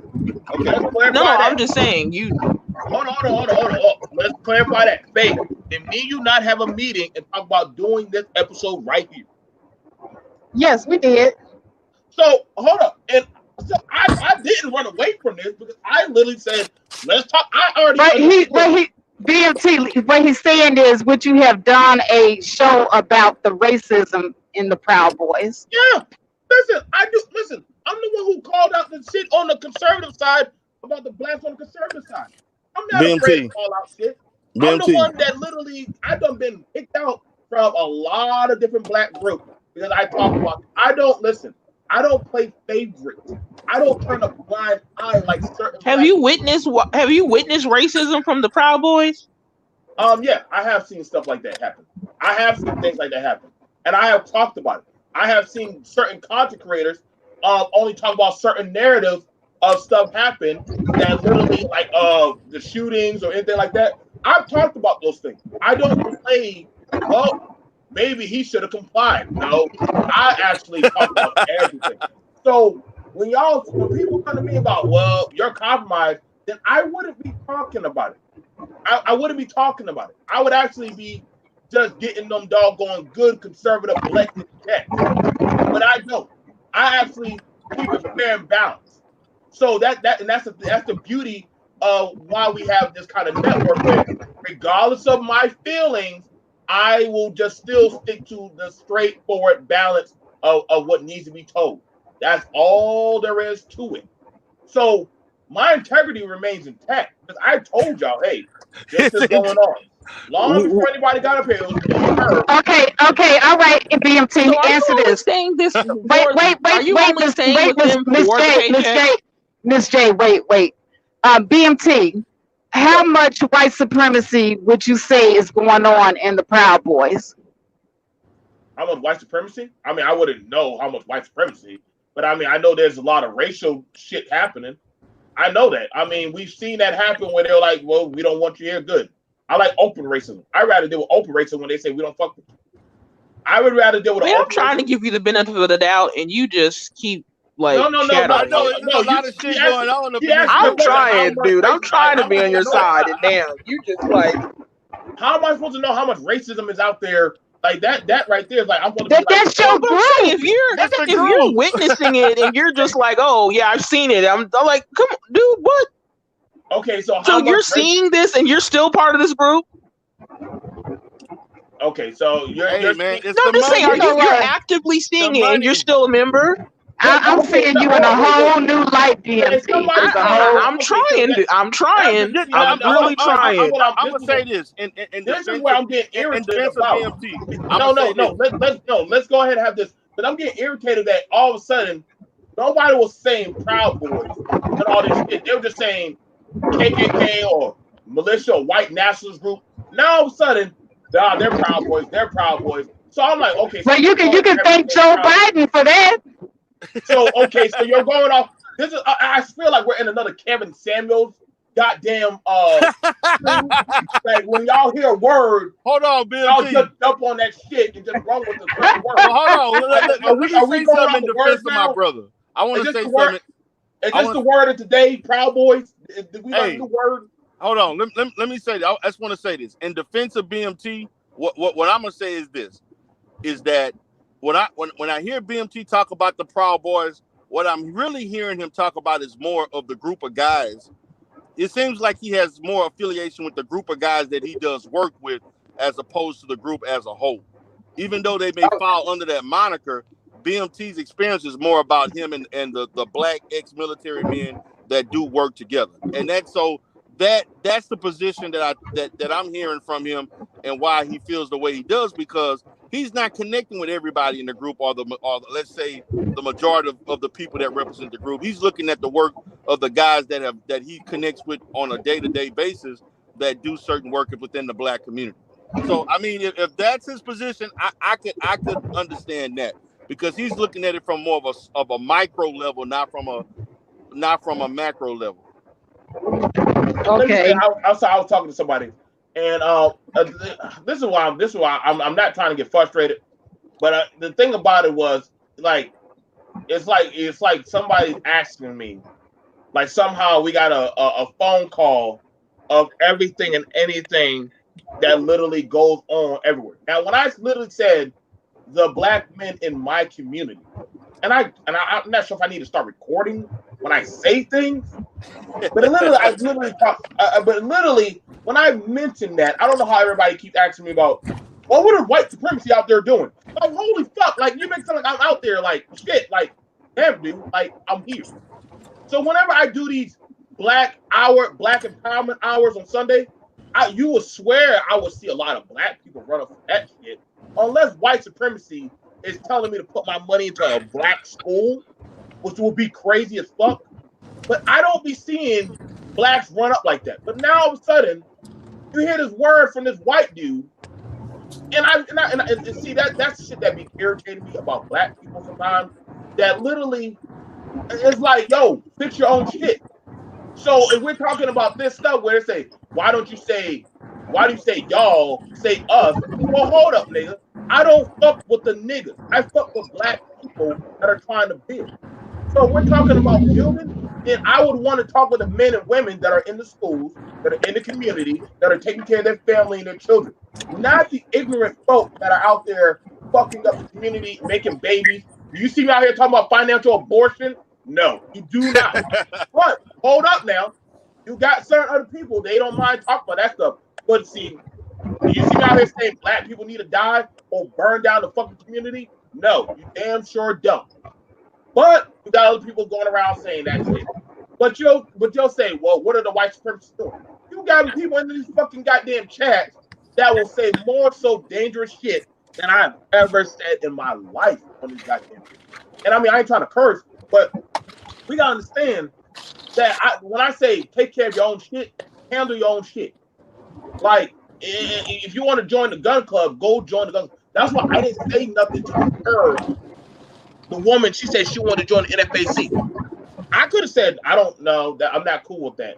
But the fact that she was enthusiastic about taking charge of her own life, I'm fine with it. Now, of course, I get paid my money. I have black people who buy guns and I have white people who buy guns. I am happy to see a black gun association, NAGA, they are growing. You know what I'm saying? Kojak, you can suck my black ass, nigga. If you want to come up here, you can come up here. So, you know what I'm saying? It all these doggone shines that always bitching about white supremacy, but then they be the main one out there with bastard babies and not taking care of responsibility. Y'all can shut the fuck up. See, y'all definitely got my attention right now. So when we got this going on with black people, we can honestly start redoing and reconstructing our own shit. Yeah, let me know. If I don't know how many times I've done shows talking about selling firearms, about buying stuff, generators, all that stuff. Those are y'all like talking about single mothers, bastard babies, white supremacy, everything else. But hey, let's actually just fix our own shit. So let's not pretend that all of a sudden that people are starting to give a shit about doggone protection. Only time y'all want to talk about protection is if that black woman is under your nutsack serving you like you some god, yet you can't even get a fucking job and build your own shit. Get the fuck out of here, man.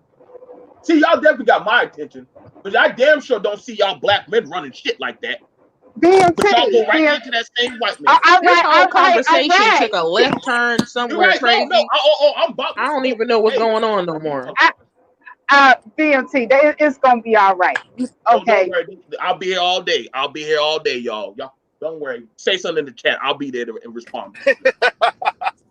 We good, man. I just gonna find out today who B.M.T. is. I mean, all I wanted to do was like convey to the audience whether or not we should view the Proud Boys as a white supremacist group overall. That's all I was trying. And I don't. I really don't. I don't view them as a white supremacist group. But they got a lot of motherfuckers in there that are. That's all I can say. I mean, you know what I'm saying? I respect that, DERELL. I respect. See, you see how balanced we are. I respect that, and I agree with DERELL on that. I do. Like we, you know what I'm saying? I do. I agree with DERELL saying that. Yeah, I don't want to take away from that. Shit, but I'm not. But like I said, I'm going to be my own brother's keeper, and for those who are willing to work and do some shit, yeah, hit me up. Let me chill out. Let me go ahead and just chill out. I'll be right here. You want to right get here. a beer and relax? I'm just drinking water. You know how some people like to. I'm gonna try to say I'm drunk. You know what I'm saying? I'm gonna be right here. They know who they are. Sit there in the clouds. Wow. This was. I think so too, but I think I better shut it down. No. They got the right. I mean, but the good thing we all learned that there are black men, there are black people who could be members of the Proud Boys. So we learned something new, and it's good that we know it. But you know what? They never showed a black Proud Boy member on TV either. No, they don't. But I'm saying now that we know, we can also know. Maybe we want to just chill a little bit. But right. See, I know. But the only thing I'm saying is we've had black veterans come on TV and stuff. But I don't like it that when certain ones come on TV or they say stuff, we automatically write them off as, damn, you a coon or a sellout. And I'm like, why you say that, man? Like, why can't he be proud that he's a proud veteran, man? Like, the man just took the job to pay his family, or you know what I'm saying, do shit like that, or like, I mean, but also you also have to be honest with the fact that there are some groups, just because they're black doesn't necessarily mean they're for black people. We need to keep it real. There are a lot of them who we listen to them talk, they're worse than white supremacists. No, you're right about that, Jay. I agree. So I agree. Oh, and I wanted to say shout out to Jane Bain. We had a misunderstanding earlier today, but I just wanted to let you know there's no hard feelings over here, sis. Right. I really appreciate you for coming up on the panel and speaking your truth. And I do apologize for the tone that I took to you earlier, sister. When I'm wrong, I'm not above saying that I'm wrong. So I just wanted to put that out there. You see how balanced we are? That literally we even get on each other. All three of us get on each other. That's balance. That's balance. Yep. That's balance. Yep. Easy. But at any rate, let's do the last words. I want to start off with Miss J, since she just entered the stream not too long ago. Do you have any final thoughts for the viewers? No, I just thank you for keeping me entertained. I was planning on taking a nap, and I've been up here listening to you the whole time, unable to turn the stream off. So, thank you for that. All right. Like I said, I learned a lot. So I'll talk to y'all later. All right. Thanks for coming up. Oh, all right. Mr. DERELL with the Conscious Clientele. You got any final thoughts? My final thoughts are that before anyone decides or is interested in joining any type of group and so forth, please do your due diligence in researching that group to make sure that, if it falls in line with something that you want to be a part of. And do have the understanding that whatever groups that you do decide to join and do work with and so forth, you're going to have your good and bad in it. No group is perfect. but just educate yourself as much as possible before you make a decision. This thing with the Proud Boys, again, like I've talked about in the past, with white supremacists, this is how white supremacists operate, and so on, and this is excuse me, this is only just another example of how they go through the groups and they infiltrate certain groups to create a certain atmosphere and culture. And that's what I actually think. Even though the Proud Boys to me are not a white supremacist group, I do think that's actually the attempt of the white supremacists to actually make it a full-fledged white supremacist group in itself. So I just educate yourself before you decide to join anything. Appreciate you for allowing me in. BBN all the way. Absolutely. BBN, we all we got. We all we got. All right. So I'm going to go ahead since you are my co host and you started the show out with me.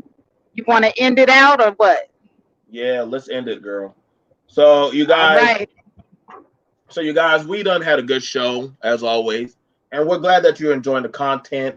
Again, as you can already see, none of us are beyond reproach, or we're very balanced. Where none of us, we don't play no echo chamber, and you can definitely get that here on Base Channel. Me, BMT, right now my channel's down. I'm really right now busy in the background doing admin work. So, and also DERELL, the conscious therapist. So we're all busy doing work. And literally, right now I'm busy with the website, the Facebook website, which you'll actually enjoy. The Facebook website, as well as there will be a group page where on the group page, if you do have a Black-owned business, you can actually post it on the group page as long as you contact us. And literally, it is a group page that we can sit down, we can help out with advertising, as well as talking with you guys in building up business, as well as future endeavors of conscious community, as well as entrepreneurship. So yes, that's going to be pretty cool that we're coming out. We haven't finished out everything, but we've been behind closed doors doing stuff. So we're not revealing everything yet. It's going to be a big premiere of everything that Faith, DERELL, and myself have been working on. This is our pet project, baby. And we're going to be definitely doing more stuff. So as far as it goes for the Proud Boys, I encourage people to look it up for yourself. You do have men and women, veterans, and different people that are out there that are doing stuff with their lives to protect their community. And yes, there are different people and different groups that are harmful. And I ask that we be open to looking up and doing our own research and actually learning. Being willing to learn and actually educate ourselves. That's a powerful tool. Me and Faith sat down and we started doing research, and we were open to actually learning stuff. And that's what's honestly the BBN network is about. Is about blacks being balanced, and we're networking together, and actually being willing to learn. We're gonna need that. You know what I'm saying? Don't be biased. There are gonna be some biases, but we gotta definitely be willing to actually hear out stuff. Faith, great show as always. Always, you did it. It was a great Thank show. you. Thank you. I appreciate everybody for coming in here, especially the people that come in and listen to me early in the mornings. You guys, once again, are the real MVPs. Let's see here. Who else is down here that I had not mentioned? Oh, let's learn about Crystal. Always has like some of the best comments in the comment section. Let's see here. Koja Malik. Koja Malik, you really blew that one video I did. I think you left like 1,000 comments on Yes. that video. Yes. I did not read all of those comments, Koja Malik. Really? Koja Malik was fired up. Had a lot to say too. Had a lot to say. Yeah, but that's good though. That shows participation. It shows passion. And it really shows that you guys are really engaged in the content. And I really appreciate that. Right. You know, so other than that, Oh yeah, Miss Terrell, same here, same here. I enjoy you down there in the chat as well. y'all can please expect more content to come. Uh, we're literally every day pushing ourselves now. This is something different. You got to where different content creators are now literally. We're trying to build a broadcast network for y'all. I know you're tired of the same old rhetoric, same old talking points, same old gender war, same old just see this, ism this. Like we're trying to really have polarized conversations, and we can only do that with the help of y'all. Please like, share, subscribe. We also appreciate donations to helping build up stuff that literally can help out with getting mics. We want Faith to get a better mic. You know what I'm saying? She can definitely use it. Um, that's no diss to her, but no, we will definitely want her to get a better mic. We definitely want better equipment. Better equipment means we can do better stuff. Um, this is at your own power. So we're putting the power in y'all. I like when we do it ourselves. But that means we're not asking nobody else to do it, but the people. And what we're setting up that the page is also going to be open to where we can dialogue with you guys as well as have conversations of content that y'all want us to cover. See, that's literally us contacting and connecting with y'all to have inference on stuff that we can actually talk on. So it's going to be pretty dope. It is. All right, well, I'm going to go ahead and end it out. I think that this was a great stream. You know, I learned a lot myself about the Proud Boys. Relieved to know that there are some Black members. Overall, I would have to answer my own question from earlier. I would not categorize it as being a white supremacist group. It's kind of hard to do that when you have so many Black members in it and Black female members in it. So overall, you know, I just think that the Democrats, they're just once again trying to play the political game and pull the wool over our eyes. So, you know, that's exactly why we do these streams, so that we can put out the correct information to the people. And with that, I'm going to say peace. Peace, guys. #BBN.